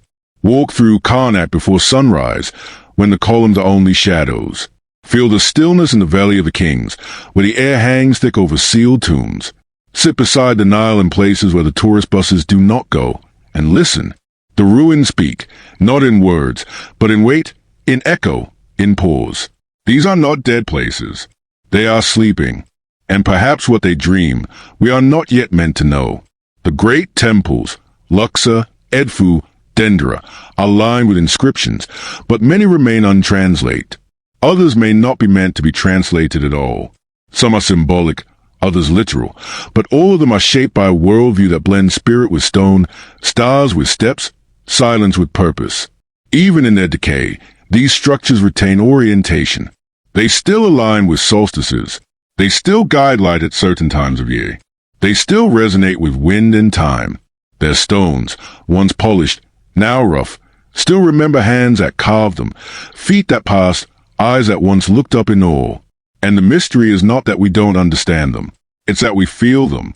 In the emptiness, something stays. Something ancient, something calm. A presence that is not quite voice, not quite memory. A feeling that these places are holding something, not hiding it, not protecting it, but simply keeping it. Perhaps that's what temples were always meant to be. Not just homes for gods, but vessels of silence. Containers of meaning too vast for language. Echoes of stories too old for history. There are still blocks left unlifted, chambers unopened, questions unasked. But maybe Egypt was never meant to give us all the answers. Maybe it was meant to remind us how to ask better questions. Not with urgency, but with reverence, with wonder. The archaeologists dig, the scholars debate, the tourists take pictures. But the ruins wait. They do not hurry. They do not argue. They endure. And in their endurance, they teach us something we forget in the modern world. That truth is not always loud. That mystery does not demand resolution. That some stories are truer when whispered. So when you stand beneath a fallen arch, or press your palm against a sun-warmed stone, or feel a breeze stir dust in a corridor forgotten by time, remember, you are not alone. The past is not past. It is laid, folded into the present like breath held just beneath the surface. Egypt is not just a place. It is a question written in sand, spoken in stars, sealed in silence. And silence is not the end. It is the invitation. Perhaps what moves us most about ancient Egypt is not what we know, but what we sense. Something beyond dates and dynasties, beyond pharaohs and pyramids. A resonance, a suggestion that this civilization was not merely born from sand, but from memory. Because when you look long enough at those stones, at those symmetrical lines rising from the earth like frozen sunlight, when you stand beneath lintels untouched by time and trace carvings that feel more whispered than written, you start to feel it. This was not a beginning. It was a remembering. The myths of Zep-Tepi, of a first time, when gods walked the earth, speak not of dreams, but of echoes. The texts and temples do not say, we discovered, but we were taught. The stories unfold as if the knowledge came before, long before, and Egypt was a vessel chosen to carry it forward. Not to invent, but to preserve. We often frame ancient civilizations as stepping stones on a path toward progress. But what if Egypt, with its unmatched precision, its cosmic alignment, its elegant merging of science and spirit, was not a crude first draft, but the polished remembrance of something that came and went long before writing, long before kings?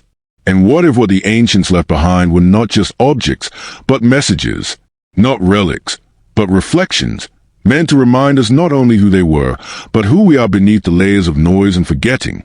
What they left behind wasn't just stone, gold, or tombs. They left behind questions, alignments, frequencies, symbols so old they feel universal. They left behind maps to places that might not be physical at all, maps to the inner self, to the structure of the cosmos, to the sound of silence itself. Even in the face of weathering, theft, collapse, and time, Egypt remains luminous. Its monuments, though scarred, have not surrendered their secrets. Because perhaps those secrets were never meant to be unlocked all at once. Perhaps they were meant to unfold slowly, like a petal opening in slow motion, generation by generation, for those who come not to conquer knowledge, but to dwell in it. And so the invitation remains, to stand in the shadow of the pyramids not as tourists, but as travelers, to read the Book of the Dead not as superstition, but as philosophy, to listen to the wind in the colonnades not as background, but as voice, to meet the gaze of a statue not as stone, but as memory, to hold the eye of Horus not as ornament, but as a fragment of an equation we've forgotten how to solve. Because Egypt was not only building toward the future, it was looking backward, honoring something timeless. And perhaps we are drawn to it still not because it is alien, but because it is familiar, because it reminds us of something deep and ancient in ourselves, something we, too, may have once known. So let the last words not be closure. Let them be a doorway, quiet, open, waiting. The ancients left us more than monuments. They left us a mirror,